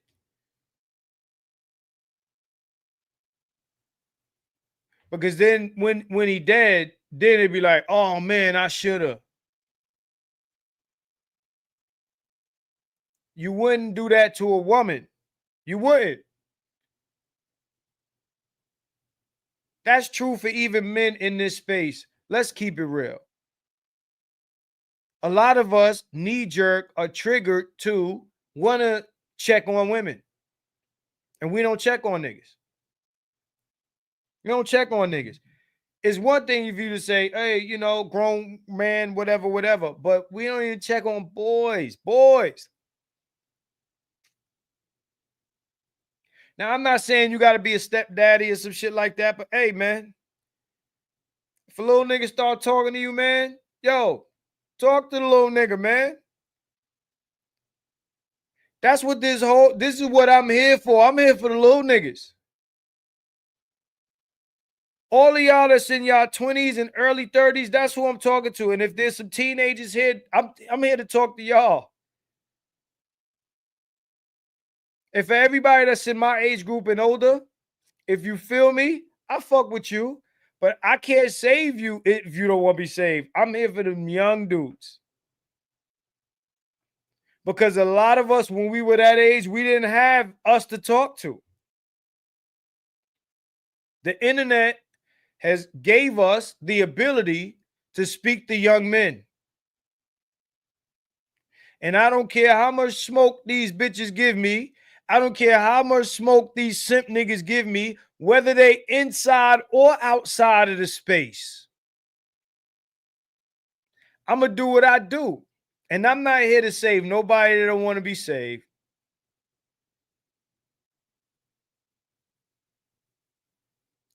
If you don't want to be saved, all right, it's all good. It's all good. Do what you do. But if you want the information, it's here for you. I'm here. A few others are here. Gravitate toward the truth. You got people that will tell you that for belief in some idea that you should surrender or sacrifice yourself. Nah. It's about that time to be a little selfish because nobody else is thinking about you. Nobody's coming to save you. Nobody's coming to help you. Nobody's thinking about you. Everybody else is self-care. Nobody's thinking about you. So yeah, you got to be a little selfish. And we got to teach black men to be a little bit more selfish. At least in the short term, and in the long term, maybe something else arrives out of this. And that's pretty much it, man. But keep an eye on the young men that are near you and their temperament and their mental health. Again, I ain't telling you to be a stepdaddy or no shit like that. But if you are close to some young dudes and they exhibiting these sorts of behaviors, see what's good with them. That's the least you could do. Now, I'm not near no young kids, so this is what I do. But at any rate, for all of you who have survived Black Mama, this won't be the last time I speak on her. But Black Mama's a black woman too. Black women, black mamas are not exempt from any of the shit that we speak on regarding black women. And for anybody who wants to challenge me on that thing I said earlier, I'm here for it. That's it. 100. Peace out. Till next time.